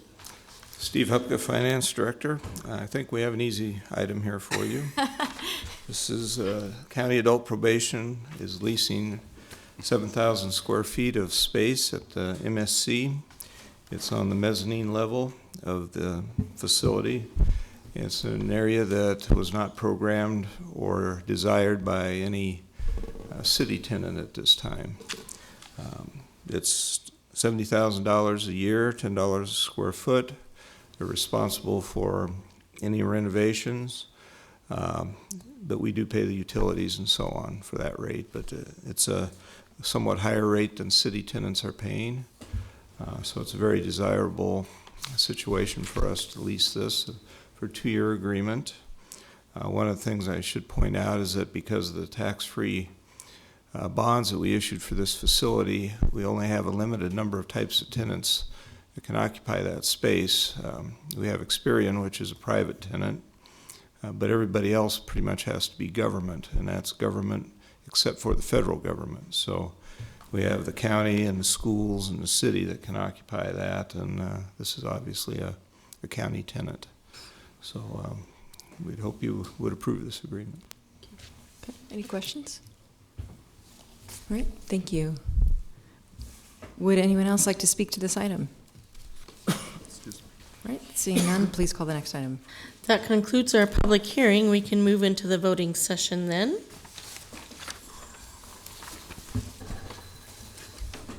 Public hearing resolutions. The agreement with Bridge Behavioral Health, introduced by Eskridge. So moved. Second? Seconded by Roy. Discussion? All right, please call the roll. Fellers? Yes. Gaylor Baird? Yes. Lamb? Yes. Raybold? Yes. Camp? Yes. Christensen? Yes. Eskridge? Yes. Motion carried, 7-0. Item 20 is the report of new and pending claims for the period of August 16 through 31st, 2016, introduced by Eskridge. So moved. Second. Seconded by Roy. Discussion? Yes. Carl?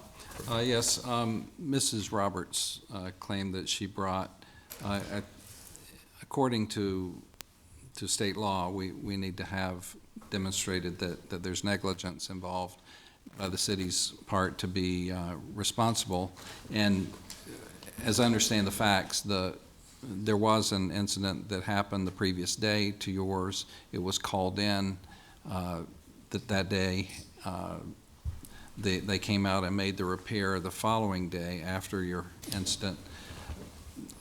at this point, it doesn't sound like the city was negligent in not getting out there to fix it within a reasonable amount of time. It was a weekend and et cetera. However, there are some questions I have. I don't know all the facts of exactly where this happened and how proximate it was to the construction that was going on Superior at that time. There potentially could be some liability by the contractor, and so I would encourage you to contact the contractor and their insurance company to see if there might be a remedy available there. Any further discussion? All right. Please call the roll. I'm sorry, Jane. I was wondering if we could hold that item until Mickey has had a chance to review the contract with the city and the contractor that was performing the work there, okay, and their obligations of leaving that job site safe for the public. Second. So moved by Jane and seconded by Trent. Any further discussion on the motion to remove this particular item? And are you asking for it to be delayed for a particular time period, or until 1 week would be sufficient according to our Public Works Director? Okay. The claims come back in 2 weeks. They So come will back. that be part of that cycle? Not necessarily, I guess, but. Okay. Why don't you make a note of Let's make it 2 weeks for. Public hearing of any kind, or it's just staff report? You could just have her remove it from. Just the remove the denied- claim from the list. Remove it from denied claims and have it come back. Bring it back when they're ready. With more information. Is that? Yes, that sounds great. Okay. Thank Okay. you. The motion is to remove this from the denied claims, and it was moved by Jane, seconded by Trent. Any further discussion? All right, please call the roll on the motion. Fellers, Yes. Gaylor Baird, Yes. Lamb, Yes. Raybold, Yes. Camp, Yes. Christensen, Yes. Eskridge. Yes. Motion carried 7-0. And now, can I get a motion on the main, or do we have? Already moved. It's already moved and seconded. Any further discussion on the main motion? All right, please call the roll. Fellers, Yes. Gaylor Baird, Yes. Lamb, Yes. Raybold, Yes. Camp, Yes. Christensen, Yes. Eskridge. Yes. Motion carried 7-0. Item 21 is approving the Lower Platte River Consortium Agreement, introduced by Eskridge. So moved. Second. Second by Roy. Discussion? Just say I think this might actually be the most important item on our agenda today. Making sure that we have a sustainable public water supply for the future is incredibly important to our mission and to our existence as a city. Thank you for your proactive work to try and solve problems in the advance of future droughts. Please call the roll. Fellers, Yes. Gaylor Baird, Yes. Lamb, Yes. Raybold, Yes. Camp, Yes. Christensen, Yes. Eskridge. Yes. Motion carried 7-0. Item 21A is the transfer of appropriations, introduced by Eskridge. So moved. Second. Second by Roy. Discussion? Jane? I struggle with this. And I've come to the decision that I cannot support using funding for this. Going back to all the dialogue that we've had, which, by the way, has been great by Mr. Murphy. Thank you so much. That debate was wonderful, but that's not the issue before us. We can debate and talk about amendments, changes to the charter, going out and having a great dialogue about that and the duties and obligations that are before us. But that's not what we're talking about today. We're talking about the language that is before us that obligates us to perform the duties set forth in the Point of current order, language. this is about the appropriation of funds, not about. That is correct. And not so about the other therefore, that is why I'm saying that I cannot support it, because the language is so plain and clear, not only in our charter, but in our biennial budget charter component. And that is why expending those funds for something that I consider Based on that is... position, would you ask the mayor not to file the suit? Can you let her finish, please? Go ahead. I think the mayor can do what the city attorney opinions obligate him to do, just as the city council had a duty to perform as the previous city attorneys have recommended, as the language in the charter is very clear. I'm not debating about that. I'm debating about spending our taxpayers' money on an action taken by several on the city council that I consider frivolous in precipitating the action by the mayor. So that is why I cannot support using $30,000 of taxpayer money for something, an action that was precipitated not by the mayor, by the city council action and not doing their duty. Further discussion on this item? Would anyone else like to speak? I'll just say that, this item shows that there is a price tag for, a literal price tag for adopting an alternative levy. And while we are in dispute about whether or not that's appropriate, I will support this so that the council majority will have a day in court and an opportunity to get a swift, I hope, resolution in this case. Please call the roll. Fellers, Yes. Gaylor Baird, Yes. Lamb, Yes. Raybold, No. Camp, Yes. Christensen, Yes. Eskridge. Yes. Motion carried 6-1. Next then, public hearing ordinances second reading are items 22 and 23. We have no ordinances on third reading. Resolution for action only, item 24, approving a contract between the city and Selectron Technologies for an integrated interactive voice response system for a 4-year term with the option to renew for one additional 1-year term, introduced by Eskridge. So moved. Second.